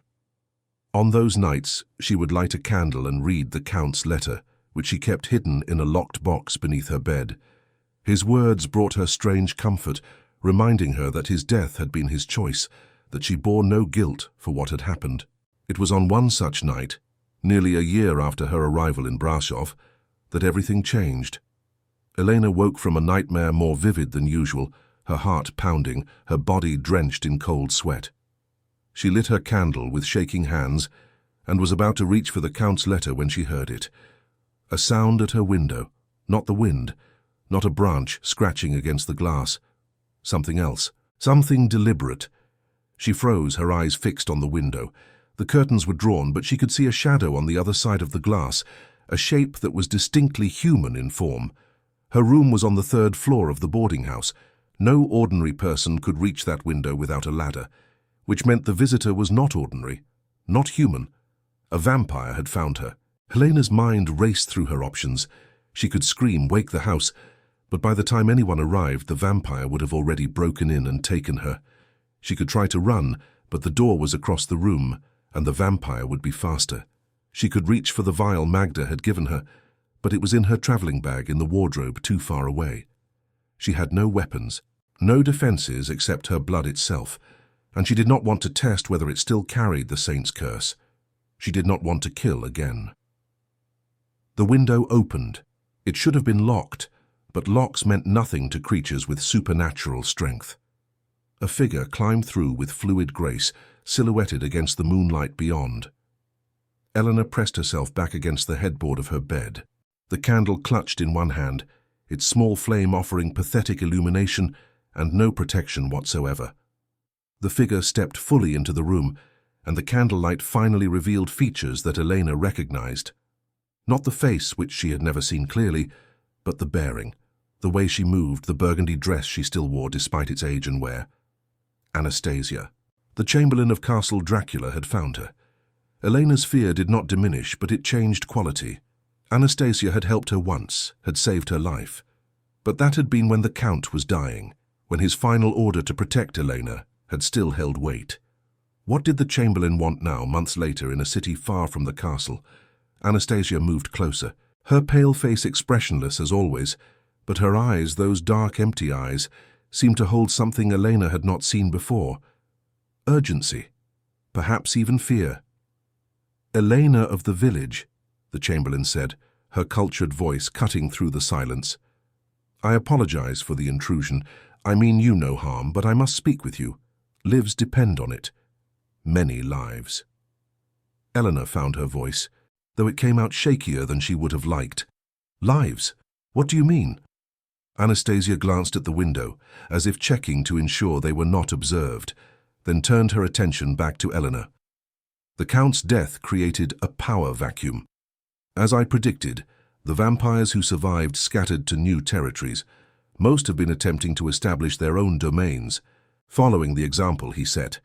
But some have chosen a different path, a darker path." "Darker than drinking human blood?" Elena asked, unable to keep the bitterness from her voice. The Chamberlain's lips pressed into a thin line. "Yes, actually. The Count had rules. Laws he enforced strictly. Vampires under his dominion were forbidden from certain acts. We could not turn children. We could not slaughter entire communities. We could not feed in ways that would draw excessive attention from hunters. We could not create new vampires without his permission. He maintained order through fear and respect. Now that he is gone, some of the younger vampires have decided those rules no longer apply." Elena felt her stomach twist. "What are they doing?" "Everything the Count forbade," Anastasia said, her voice heavy with disgust. "They are turning children, creating armies of newborn vampires with no training or control. They are massacring villages for sport. They are drawing the attention of every hunter organization in Europe.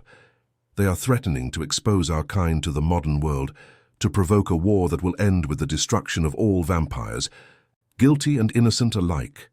"And what does this have to do with me?" Elena asked, though she already suspected the answer. Anastasia moved closer, kneeling beside the bed so that her eyes were level with Elena's. "Some of us, those who served the Count loyally and understood his wisdom, have been trying to restore order. We have been hunting down the rogue vampires, destroying them before they can do more damage. But we are outnumbered. The rogues are recruiting, turning more mortals, growing stronger every week. We need help. We need someone who can kill vampires without the traditional weapons, someone whose very blood is a weapon against our kind." Elena shook her head violently. "No, absolutely not. I am done with that life. I came here to escape, to be normal. I will not become a vampire hunter." "I am not asking you to hunt," Anastasia said, her voice taking on a pleading quality Elena had never heard from her before. "I am asking you to help us end this before it spirals completely out of control. There is one vampire in particular, a creature called Victor, who was turned by the Count 300 years ago. He was always vicious, always cruel, but the Count kept him leashed, used him as an enforcer when violence was necessary. Now Victor has declared himself the new Lord of the Carpathians. He is gathering followers, promising them freedom to feed as they wish, to create as many new vampires as they desire. He is building an army." Elena felt cold dread settling in her stomach. An army of vampires. What does he plan to do with an army? "Conquer," Anastasia said simply.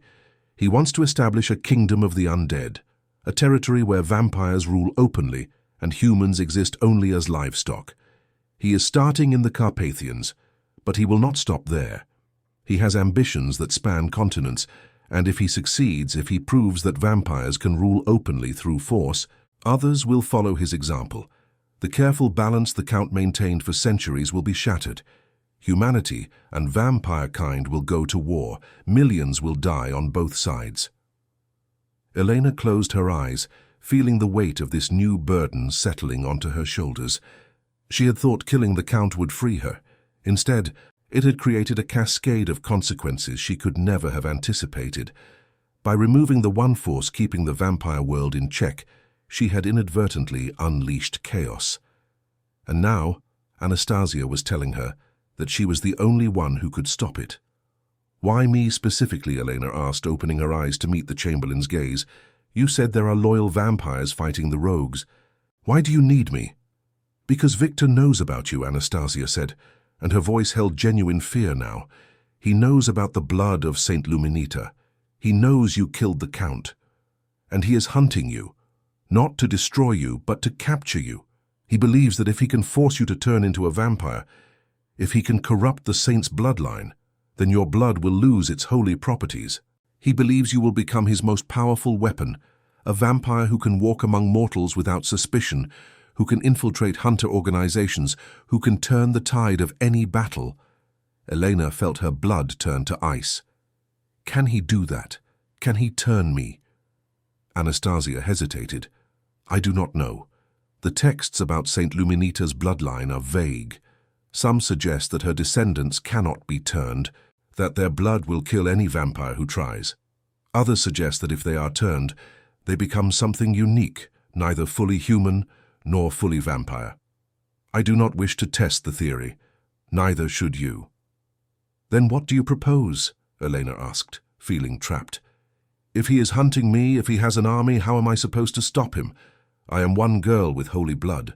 I am not a warrior. I am not a hunter. I am a schoolteacher." "You are the key," Anastasia insisted. "Victor fears you. That fear can be used against him. If we can lure him into a confrontation, if we can make him face you directly, your blood might destroy him as it destroyed the Count. And if the leader falls, the army will fracture. The loyal vampires can then clean up the pieces, restore order, prevent this war." Elena stared at the Chamberlain, at this immortal creature who had lived for over a century, who had served the most powerful vampire in history, and who was now kneeling before a mortal girl, pleading for help. The situation was absurd, terrifying, and seemingly inevitable, because despite everything, despite her desire for a normal life, Elena knew she could not ignore this. If she did nothing, if she hid while Victor built his army and launched his war, how many innocents would die? How many villages would be slaughtered? How many children would be turned into monsters? The Count had chosen death because he could not bear the weight of his sins any longer. Could Elena live with herself if she stood by and allowed greater atrocities to occur, knowing she might have stopped them? She took a deep breath, steadying herself. "If I agree to this," she said slowly, "I have conditions." Anastasia nodded immediately. "Name them. First, this is the last time. After Victor is dealt with, I am done. No more vampires, no more hunting. I return here and live out my life in peace. Second, you keep me alive. You protect me. You do not let me be captured or turned.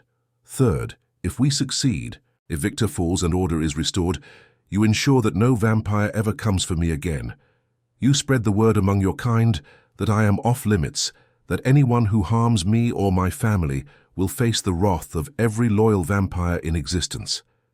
The Chamberlain considered these terms for only a moment before nodding. "Agreed. I swear on the Count's memory, I will uphold these conditions." Helena set down the candle and extended her hand. "Then I will help you. Tell me what you need me to do." Anastasia took her hand, her grip cool but firm. "First, you need to come with me. We have a stronghold, a place where the loyal vampires have gathered. You will be safe there while we plan our strategy. Gather what you need. We leave tonight." Elena looked around her small room, at the simple life she had built. She thought of the school where she taught, of the children who would wonder why she did not come to class tomorrow. She thought of her mother, who would receive a letter explaining that Elena had to leave again, had to face danger again, for reasons she could not fully explain. She thought of the quiet, ordinary existence she had craved and briefly achieved. Then she thought of the Count's final words. Live well. Do not let this night define you. Perhaps living well meant different things at different times. Perhaps it meant not just seeking peace for oneself, but fighting for peace for others. Perhaps the blood of the saint carried not just a curse against vampires, but a blessing of purpose, a calling to stand between the darkness and the innocent. Elena stood, moving to her wardrobe. She retrieved her traveling bag and began to pack with practiced efficiency. Anastasia watched silently, making no attempt to rush her, allowing her this moment of decision and preparation. When Elena had gathered her few possessions, including the Count's letter and Magda's vial of holy water, she turned to face the Chamberlain.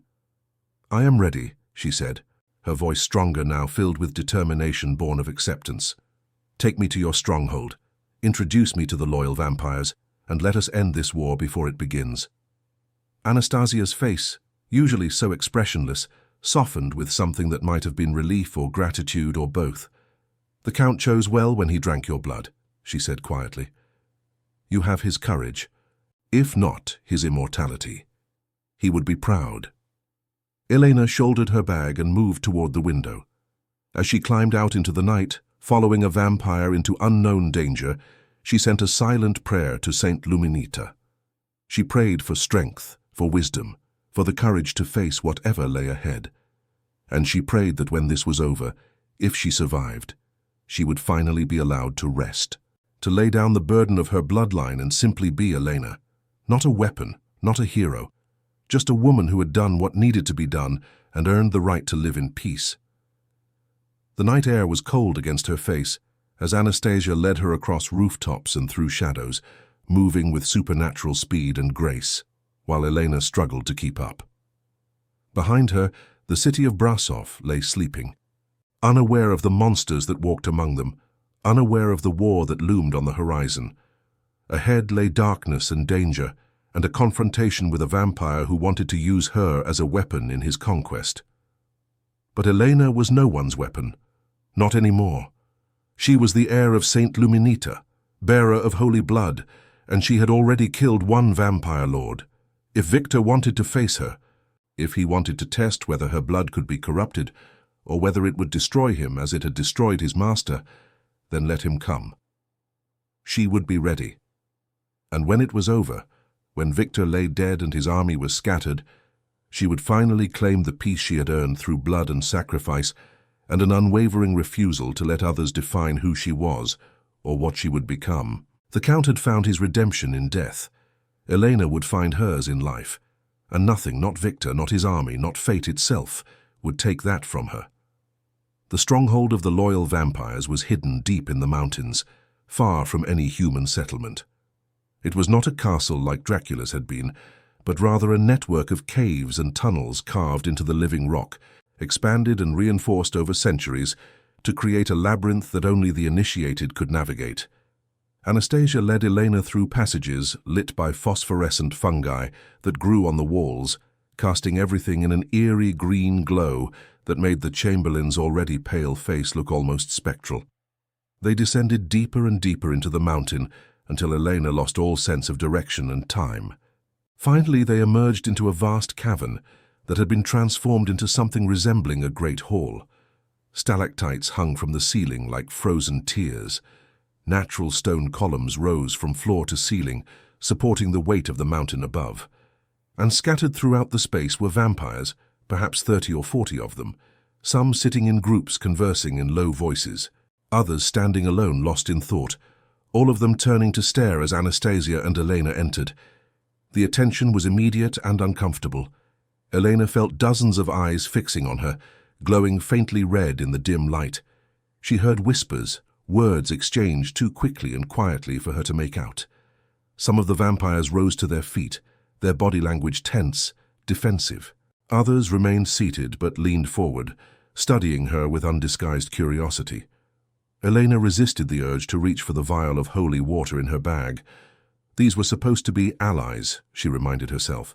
These were the loyal ones, the vampires who had served the Count faithfully and wanted to prevent the chaos Victor was creating. But they were still vampires, still predators. And she was still prey, no matter what alliance had been formed. Anastasia raised one hand, commanding silence. The whispers ceased immediately. When she spoke, her voice carried through the cavern with authority. "This is Elena, daughter of the Saint's bloodline. She is the one who freed our master from his torment. She is here under my protection and by her own choice. Anyone who harms her or threatens her will answer to me personally. Is that understood?" There was a moment of tense silence, then murmured acknowledgments from around the cavern. Elena noticed that not all the responses were enthusiastic. Some of the vampires looked resentful, even hostile. She supposed she could not blame them. From their perspective, she was the mortal who had killed their lord, who had destroyed the one figure holding their society together. The fact that the Count had chosen to die, that he had welcomed his destruction, might not matter to those who had lost him. A figure emerged from the shadows at the back of the cavern, moving with the liquid grace common to all vampires, but with an additional quality of age and power. He was tall, broad-shouldered, dressed in clothing that looked centuries out of date, a long coat over a brocade vest, boots that rose to his knees. His face was square-jawed and handsome in a rugged way, his hair dark and tied back with a leather cord. His eyes, when they met Elena's, were not the typical crimson, but rather a deep amber, like honey held up to firelight. "This is Lucian," Anastasia said, gesturing toward the approaching vampire. "He is the eldest among us, turned by the Count himself during the wars against the Ottoman Empire. He commands the loyal faction." Lucian stopped a respectful distance from Elena, close enough to speak without shouting, but far enough to avoid seeming threatening. He inclined his head in a gesture that was almost a bow. "Lady Elena," he said, his voice a deep rumble with traces of an accent that had long since faded from the world. "You honor us with your presence. I knew the Count for 400 years. I served him in life and in death. When he fell, I felt his passing like a wound, but I also felt his relief, his peace. You gave him a gift greater than any he received in his long existence. For that, you have my gratitude, regardless of the complications your actions created." Elena was surprised by the sincerity in his words, by the lack of accusation or blame. She had expected anger, resentment, perhaps even an attempt on her life despite Anastasia's protection. Instead, she found respect. "Thank you," she said, unsure of what else to say. "I did not intend to create chaos. I only wanted to survive the feast." "And survive you did," Lucian said with a slight smile that did not show his fangs. "More than that, you changed the course of history. The old order has fallen. What comes next depends on choices made in the coming days." Which brings us to the matter at hand. Victor. The name seemed to darken the already dim cavern. Several vampires hissed or made warding gestures. Lucian's expression hardened. Victor was always the Count's darkest instrument. When persuasion failed, when example was needed, Victor was unleashed.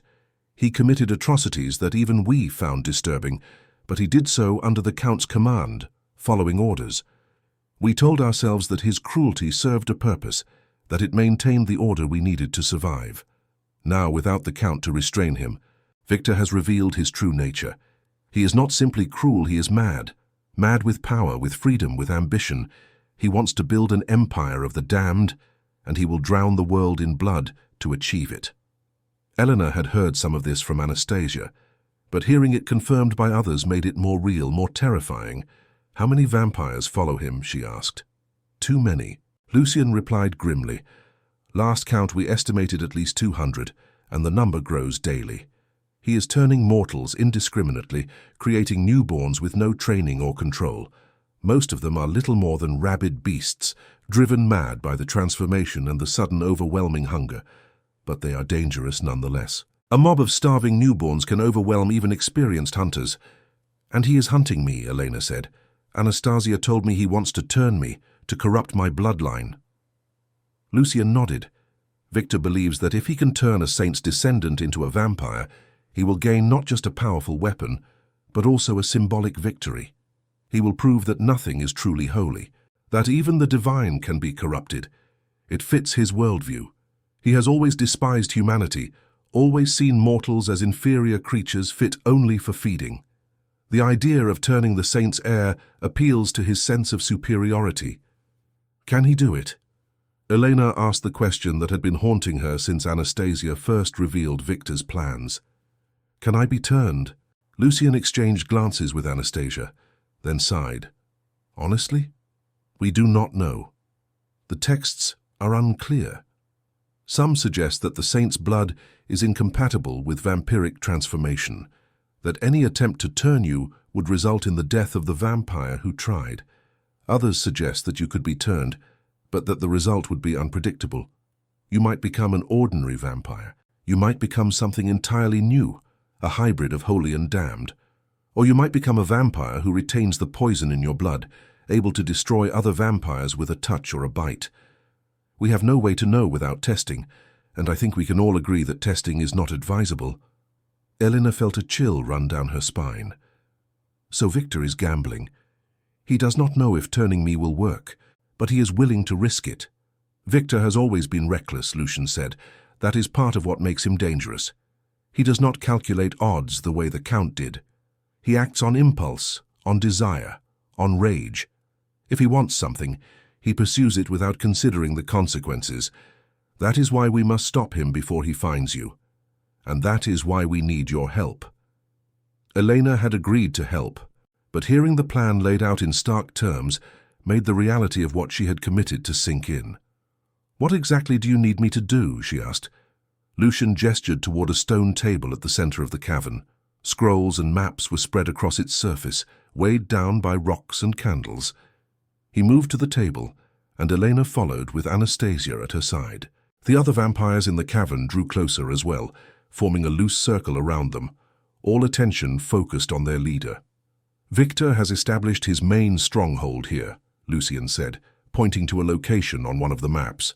It was marked in the Carpathian Mountains, not far from where Castle Dracula stood, an old fortress, abandoned for centuries, now reoccupied. He has perhaps 50 vampires there at any given time, with the rest scattered across the region recruiting and feeding. The fortress is well defended. We have tried twice to assault it, and both times we were repelled with heavy losses. Victor is paranoid, always expecting attack. He keeps his guards alert and his defenses strong. Then how do I fit into this? Elena asked. You want me to walk into a fortress full of vampires? Not walk in, Lucian corrected. Be captured. Victor wants you alive. He has sent out hunters, vampires whose sole task is to find you and bring you to him. If we allow one of those hunters to succeed, if we stage your capture in a way that seems legitimate, Victor will bring you directly to his fortress. Once you are inside, once you are in his presence, we need you to do what you did to the Count. Let him bite you, let your blood destroy him. Elena stared at Lucian, unable to believe what she was hearing. You want me to let myself be captured, to be taken to a fortress full of hostile vampires, to allow Victor to bite me. And you expect me to survive this? We will be there, Lucian assured her. We will follow at a distance, wait for the right moment, then launch our assault. While the fortress is in chaos, while Victor is dying from your blood, we will fight our way in and extract you. It is risky, yes, but it is the only plan that has any real chance of success. Victor will not leave his fortress to face us in open battle. He is too cautious for that. But he will not be able to resist bringing you before him if he believes he has captured you. Elena looked at the map, at the mark indicating Victor's fortress. She thought about everything that could go wrong with this plan. She could be killed during the capture. She could be killed before reaching the fortress. Victor might not bite her immediately, might keep her imprisoned while he prepared some ritual or ceremony. The loyal vampires might not reach her in time. Her blood might not work on Victor the way it had worked on the Count. There were dozens of ways this could end in disaster, but she had agreed to help, and as much as she hated to admit it, she could not think of a better plan. If Victor continued unchecked, his vampire army would grow until no force could stop it. War would come, not just to the Carpathians, but to all of Europe. Thousands, perhaps millions, would die. Against that potential catastrophe, the risk to her own life seemed almost acceptable. How long do I have to decide? Elena asked, though she already knew her answer. "We need to act soon," Lucian said. "Every day we delay, Victor grows stronger, but I will not force you into this. The decision must be yours, freely made. Take the night to think. Rest. Eat. In the morning, tell us your choice." Elena nodded slowly. "Then I will give you my answer in the morning." Anastasia led her to a smaller chamber off the main cavern, a space that had been furnished with mortal comforts. A bed with clean linens, a table and chair, candles for light, even a small stove for warmth and cooking with firewood stacked beside it. Someone, probably Anastasia herself, had prepared this space specifically for Elena's arrival. The thought was touching in a strange way. These vampires, these predators, were making an effort to ensure her comfort even as they asked her to risk her life. "Rest," the Chamberlain said. "I will bring you food shortly. If you need anything, call out. Someone will hear you." "Anastasia," Elena said before the Chamberlain could leave, "why are you doing this? Why are you fighting so hard to stop Victor? He is one of your kind. I am just a mortal. Why choose my side over his?" Anastasia turned, and for the first time since Elena had met her, the Chamberlain's expression was completely open, vulnerable. "Because the Count taught me that immortality without morality is just extended damnation. Because I have seen what Victor wants to create, and it horrifies me. Because I would rather die trying to preserve what little goodness remains in our kind than live as a monster in Victor's empire. And because you, a mortal girl who had every reason to hate us, showed my master mercy in his final moments. You saw him as a person, not just a monster. If you can extend that compassion to a vampire, then perhaps we are not beyond redemption. Perhaps there is still hope for creatures like us." The Chamberlain left before Elena could respond, disappearing into the shadows beyond the doorway. Elena sat on the edge of the bed, feeling the weight of everything pressing down on her. She thought of her mother, safe in their village, unaware of the danger her daughter was about to face. She thought of the life she had built in Brasov, the simple peace she had achieved for such a brief time. She thought of the Count, of his sad smile as he died, of his final request that she live well. Was this living well? Risking her life to stop a vampire's mad ambition? Or was it throwing away the gift the Count had given her, wasting the peace she had earned through his sacrifice? Elena pulled out the Count's letter, reading his words again by candlelight. "Do not let this night define you. Live well. Remember me if you wish. But do not mourn me. I am finally at rest." She realized then that living well did not mean avoiding danger or seeking only comfort. It meant making choices that aligned with her values, her sense of right and wrong. The Count had lived for centuries as a monster because he believed he had no choice, because he thought his nature defined his actions.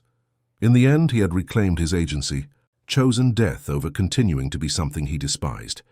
That choice, that final assertion of will, had been his redemption. Elena could choose too. She could choose to hide, to flee, to let others fight Victor while she pursued her ordinary life.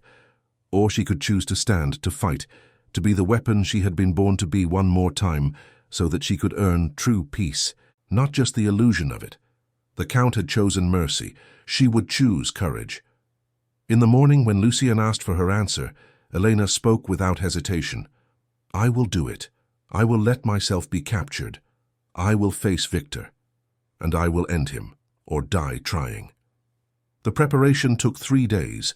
The loyal vampires scouted Victor's movements, identified his hunting parties, selected the optimal location for the staged capture. They coached Elena on how to react, how to seem genuinely terrified, how to resist just enough to seem real without actually escaping. They gave her a small blade to hide in her clothing, something she could use if the situation became desperate. And they drilled her repeatedly on the signals she would use once inside the fortress, signs that would tell them when to launch their assault. On the 4th night, everything was ready. Elena stood at the edge of a forest road, alone in the darkness, wearing the simple dress of a peasant girl traveling between villages. In the distance, she could see the lights of a farmhouse, her supposed destination, but she would never reach it. Because Victor's hunters were coming, and this time she would not run. She heard them before she saw them, the sound of horses approaching at speed, hooves pounding against the packed earth. 3 riders, moving fast, cutting off any escape route. Elena forced herself to stand still, to wait, even as every instinct screamed at her to flee. The riders emerged from the darkness, pulling their horses to a stop in a semicircle around her. They dismounted with predatory grace, and she saw their eyes glowing red in the night. The leader was a woman, tall and angular, with hair cut short and sharp features that might have been beautiful once but now seemed merely cruel. She smiled, revealing fangs. Well, what do we have here? A mortal girl, traveling alone at night. How foolish, how convenient. Elena backed away, letting fear show on her face. It was not difficult. The fear was real, even if the situation was staged. "Please," she said, her voice shaking, "I am just trying to reach my sister's farm. I have nothing valuable. Please, just let me go." The vampire woman laughed. "Nothing valuable? Oh, little mortal, you have no idea." She stepped closer, inhaling deeply. "Your scent. There is something different about you, something pure. Are you a virgin, perhaps? Victor does enjoy those." Elena continued to back away, her hand moving subtly toward the hidden blade. The other two vampires were circling, cutting off any escape route. This was going according to plan, but that did not make it less terrifying. When the vampire woman lunged, Elena drew the blade and slashed, catching the vampire across the arm. The creature hissed and recoiled, more surprised than hurt. "She has spirit," one of the other vampires observed. "Victor will definitely enjoy breaking that." They overpowered her easily, as expected. Elena fought, kicked, screamed, but 3 vampires against 1 mortal girl was never a fair contest. They bound her wrists with rough rope, threw her onto one of the horses and rode into the night. Elena allowed herself to go limp, to seem defeated, but beneath her fear, beneath the discomfort of being tied and carried like cargo, she felt a strange calm. The first phase of the plan was complete. Now came the truly dangerous part. The journey to Victor's fortress took hours. They traveled through forest and over mountain passes, always climbing higher, moving deeper into territory that felt wild and untouched by civilization. Finally, as dawn threatened on the eastern horizon, they arrived. The fortress was smaller than Castle Dracula had been, but no less imposing. Built of dark stone that seemed to absorb light, it perched on a cliff face like a bird of prey waiting to strike. Guards patrolled the walls, more vampires watching for any approach. The hunting party was challenged at the gate, but when the guards saw Elena, their demeanor changed. They sent runners ahead, calling out news of the capture. By the time Elena was dragged through the main entrance into a courtyard lit by torches, a crowd had gathered. Vampires of all ages and appearances, some dressed in modern clothing, others in garments from different centuries, all of them staring at her with hunger and curiosity. And at the center of the courtyard, seated on a chair that was almost a throne, was Victor. He was not what Elena expected. She had imagined a monster, something obviously evil and cruel. Instead, she saw a man who might have been handsome once, before immortality had frozen his features into a permanent expression of cold arrogance. He was lean and tall, dressed entirely in black, his dark hair swept back from a high forehead. His face was sharp-featured, aristocratic, with a thin nose and high cheekbones, but his eyes ruined any illusion of beauty. They were red, yes, as all vampire eyes were, but they held something else. Madness. A fractured quality, as if he were looking at multiple realities simultaneously and could not distinguish between them. "So," Victor said, his voice smooth and cultured, but carrying an undertone of instability. "This is the famous Elena, the girl who killed our master with nothing more than her blessed blood." He rose from his chair and approached, circling her like a predator examining prey. "You do not look particularly dangerous. You look like an ordinary peasant girl. And yet, here you are, the weapon that brought down the greatest vampire in existence." Elena said nothing, keeping her eyes downcast, trying to appear broken and frightened. Victor reached out, grabbing her chin roughly and forcing her to meet his gaze. She saw the madness up close now, saw the fractured intelligence behind those red eyes. He was brilliant and insane in equal measure, a combination that made him utterly unpredictable. "Do you know what I am going to do to you?" Victor asked, his smile widening. "I am going to turn you. I am going to corrupt that precious holy blood of yours, and then you will become my weapon, my proof that nothing is sacred, that everything can be defiled. You will help me build an empire, little saint, an empire of eternal night." Elena forced herself to speak, to play the role she had prepared. "You cannot turn me. My blood will kill you if you try." Victor laughed, a sound with no humor in it. "Perhaps. Or perhaps you will become something wonderful and terrible. Either way, I am willing to take that risk. Because even if your blood destroys me, even if I die in the attempt, at least I will have tried. At least I will not have lived as a coward, hiding from possibilities, accepting limitations." The Count was always too cautious, too restrained. Look where it got him, dead at the hands of a mortal girl. I will not make his mistakes. He released her chin and turned to address the assembled vampires. "Tonight, we witness history. Tonight, we discover whether the divine can be corrupted. Tonight, we take the weapon that killed our former master and transform it into the weapon that will secure our future. Prepare the ritual chamber. We begin at moonrise." The crowd erupted in cheers and shouts. Elena was dragged away by guards, taken deeper into the fortress, down stone stairs into what must have been dungeons. They threw her into a cell, a small space with walls of bare stone and a floor of packed earth. The door slammed shut, and she heard the sound of a bar being dropped into place. Darkness closed in, broken only by the faint light seeping through a small barred window set high in the wall.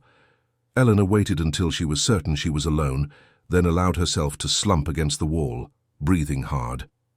The first phase had worked. She was inside the fortress, captured by Victor. Now she needed to wait for moonrise, for the moment when Victor would attempt to turn her. That was when her blood would either save her or doom her. That was when Lucien and the loyal vampires would launch their assault. Everything depended on timing, on luck, on a dozen factors beyond her control. She reached into her dress, feeling for the vial of holy water Magda had given her. It was still there, hidden in a secret pocket, somehow undiscovered during her capture. The small glass container was her last resort, her final defense if everything went wrong. She prayed she would not need it. But if she did, if Victor's bite did not kill him, if the loyal vampires did not arrive in time, she would break the vial and use the blessed water as a weapon, buying herself whatever precious seconds she could. Hours passed. Elena dozed fitfully, unable to truly sleep. She thought of her mother, wondered if she would ever see her again. She thought of the students she had taught in Brasov, innocent children who would never know how close they had come to living in a world ruled by monsters. She thought of the Count, of his final moments, and hoped that if she died tonight she would face death with the same grace and acceptance he had shown. The sound of the door opening startled her from her thoughts. Guards entered, 4 vampires moving with military precision. They hauled her to her feet, cut the ropes binding her wrists, then immediately bound her again with chains. The metal was cold against her skin, heavy, unbreakable by mortal strength. They led her out of the cell, up the stairs, through corridors lit by torches that burned with unnatural steadiness. They brought her to a large chamber at the heart of the fortress. It had been set up like an amphitheater, with rows of stone benches rising in tiers around a central platform. Every bench was filled with vampires, easily 100 of them, all watching with anticipation. The platform itself was bare, except for a stone altar and chains set into the floor. This was where the ritual would take place. This was where Victor would attempt to turn her. The guards brought her to the platform and chained her to the altar, forcing her to kneel. The position was uncomfortable, degrading, designed to emphasize her helplessness. Victor emerged from an archway at the back of the chamber, now dressed in ceremonial robes of deep crimson. He carried a silver chalice in one hand, its contents hidden, but giving off a smell that made Elena's stomach turn. Blood. Old blood, mixed with other substances she could not identify. The audience fell silent as Victor ascended to the platform. He set the chalice on the altar, then stood before Elena, looking down at her with that mad, fractured gaze. "Tonight," he announced, his voice echoing through the chamber, "we take the first step toward our new empire. Tonight, we prove that we are not bound by the limitations the Count imposed. Tonight, we transform a weapon of the divine into a weapon of the damned." He picked up the chalice and held it out toward the assembled vampires. "This cup contains my blood, mixed with the blood of the eldest among us, concentrated and empowered through ritual. When I drain this mortal girl and fill her with our essence, she will rise as one of us. And if her holy blood tries to reject the transformation, this concentrated vampire blood will overpower it, corrupt it, transform it into something new. Elena realized with horror that Victor had prepared for this. He had not simply planned to bite her and hope for the best. He had created a concentrated dose of vampiric power, something designed specifically to overwhelm her bloodline's defenses. This was not the spontaneous turning of an ordinary mortal. This was a carefully planned assault on her very nature. She did not know if her blood could withstand such an attack. She did not know if the Count's death had been a fluke, a unique circumstance that could not be replicated. She was about to find out, and the answer would determine whether she lived or died, whether she remained human or became the monster Victor intended. Victor drank from the chalice, draining it in long swallows. When he lowered it, his eyes were glowing brighter than before, and black veins had begun to appear on his face, spreading outward from his mouth. The concentrated blood was affecting him, making him more powerful, but also more unstable.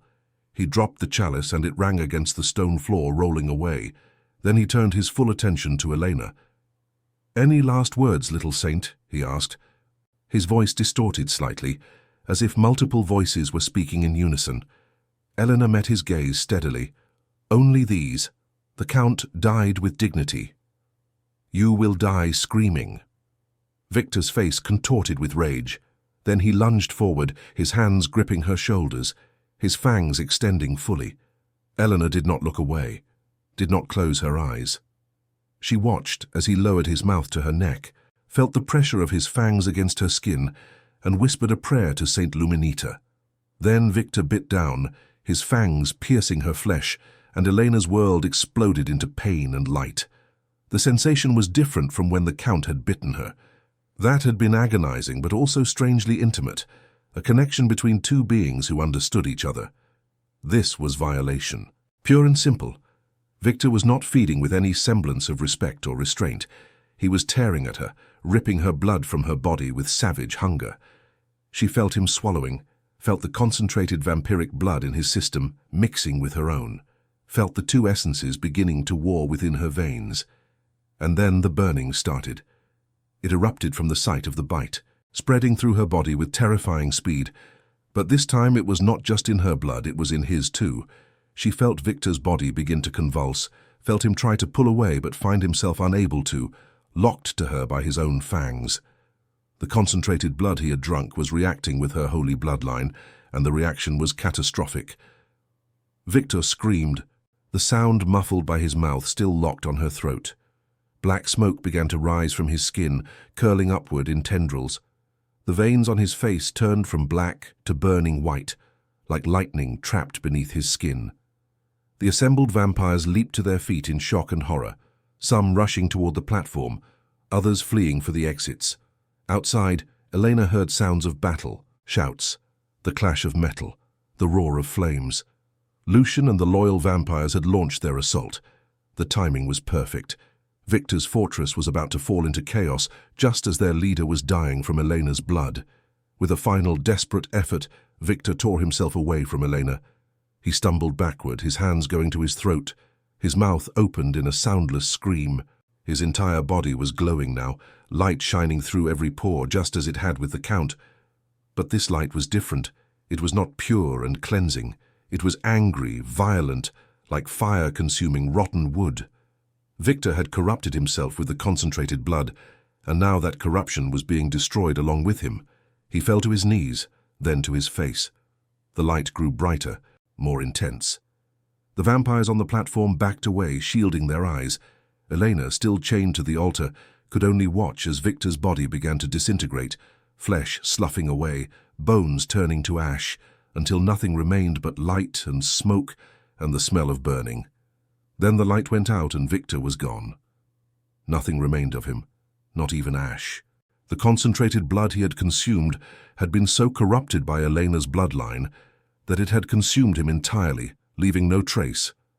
The architect of the vampire army, the mad vampire who had dreamed of an empire of eternal night, was no more. The chamber erupted into chaos. Some vampires fled. Others stood frozen in shock. A few turned on each other, old grudges surfacing in the moment of leadership vacuum. And through the main entrance, Lucian and his loyal vampires poured in, weapons drawn, ready for battle. But the battle was already over. Victor's death had broken the army's cohesion. Leaderless, faced with the threat of the loyal vampires, the rogues scattered. Some fought and were destroyed. Most simply ran, disappearing into the night to seek survival however they could. Within minutes the fortress had been secured. Anastasia found Elena still chained to the altar, bleeding from the wound in her neck, weak from blood loss and shock. The chamberlain broke the chains with her bare hands and caught Elena before she could collapse. "You did it," Anastasia whispered, her voice thick with emotion. "You destroyed him. You saved us all." Elena could barely speak. "The wound. Is it bad?" Anastasia examined her neck, then shook her head. "It will heal. He did not drain you completely. The light, it burned him before he could finish. You will survive, Elena. You will live." And as consciousness faded, Elena felt profound relief wash over her. She had survived. Against all odds, against all reason, she had faced 2 vampire lords and lived to tell the tale. Now finally she could rest. Now finally she could claim the peace she had earned. When Elena woke, she was no longer in the fortress. She was in a bed, soft and warm.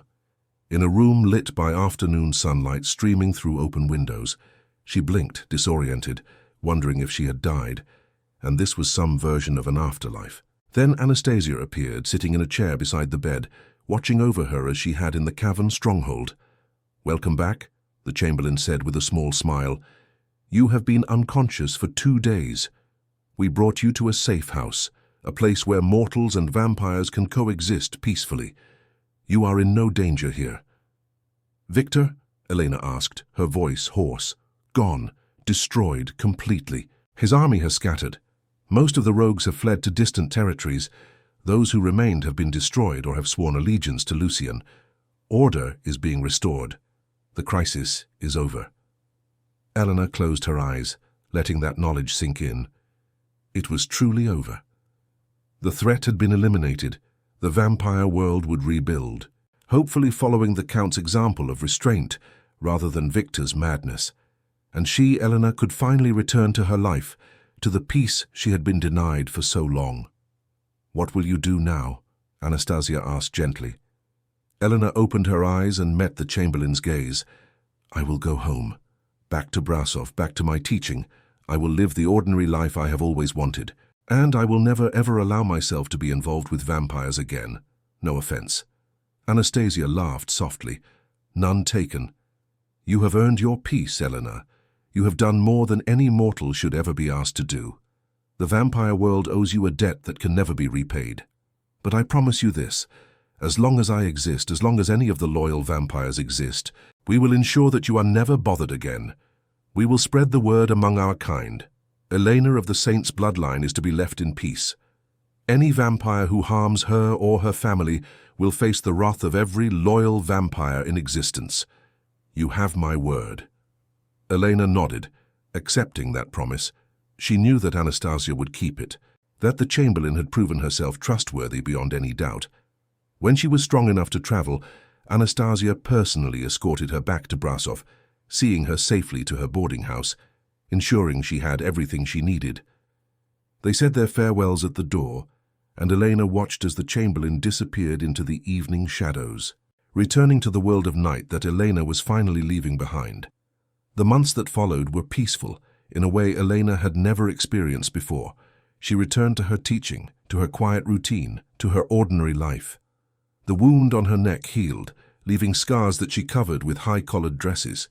She wrote long letters to her mother, edited versions of the truth that left out the worst details but conveyed that she was safe, that the danger had passed, that she could finally breathe freely. She thought often of the Count, of his sad smile and his final words. She had lived well, as he had asked. She had not let that night in Castle Dracula define her entire existence. She had made choices, taken action, shaped her own destiny. And now, finally, she was free to simply be Elena, not a weapon, not a hero, just a woman with a quiet life and a grateful heart. Years passed. Elena aged, as mortals do, her dark hair slowly showing traces of silver, lines appearing at the corners of her eyes. She never married, never had children. Her life was simple but full. She taught generations of students, watched them grow and learn and go out into the world. She made friends, attended church, volunteered at the local hospital. She was known in Brasov as a kind woman, a dedicated teacher, someone you could rely on when help was needed.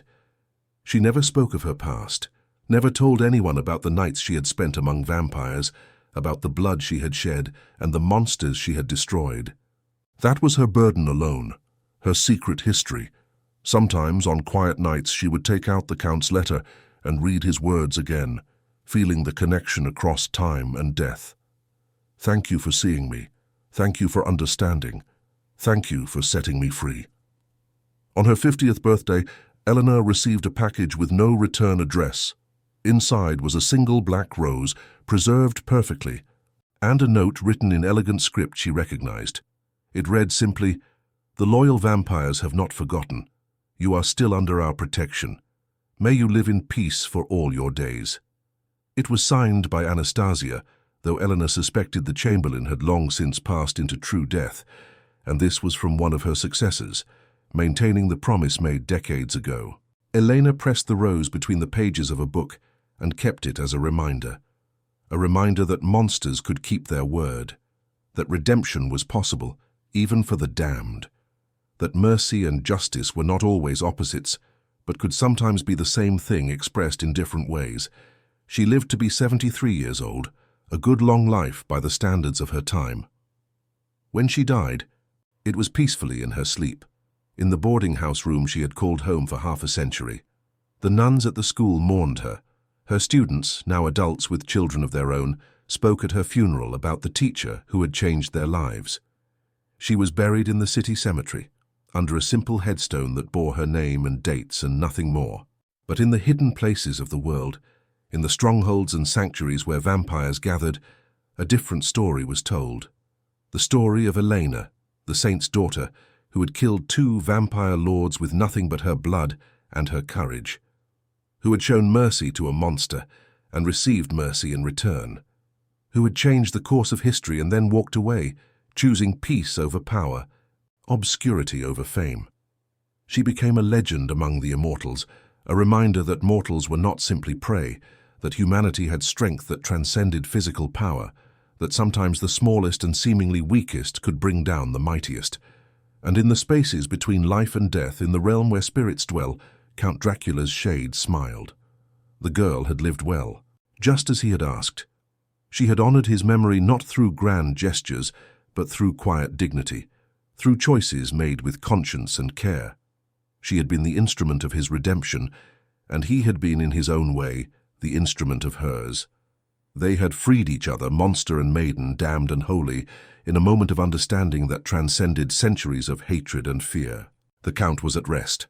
Elena was at rest. And the world, for a little while at least, was at peace. The old order had fallen. A new order had risen. And between the darkness and the light, between the mortal and the immortal, there existed a fragile balance maintained by those who remembered what had been sacrificed to achieve it.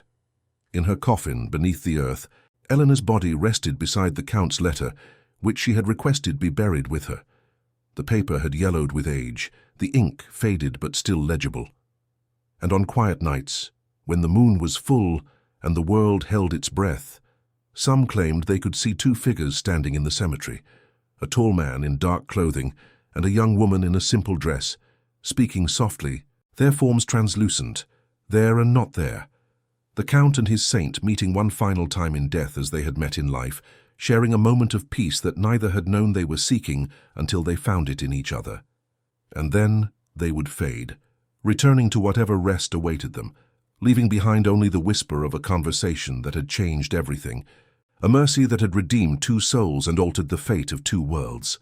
The story was over. The feast had ended, but the memory lingered, eternal as the night, gentle as the dawn, a reminder that even in the darkest places, compassion could take root and bloom. that even the damned could find redemption, and that sometimes the greatest act of love was not to save someone from death, but to help them embrace it with dignity and grace. The end had come at last, and it was, as all true endings should be, both sad and beautiful, tragic and triumphant, a conclusion that honored all that had come before while offering hope for all that would come after. Elena and the Count had played their parts. The story would remember them, and in being remembered, they would live forever.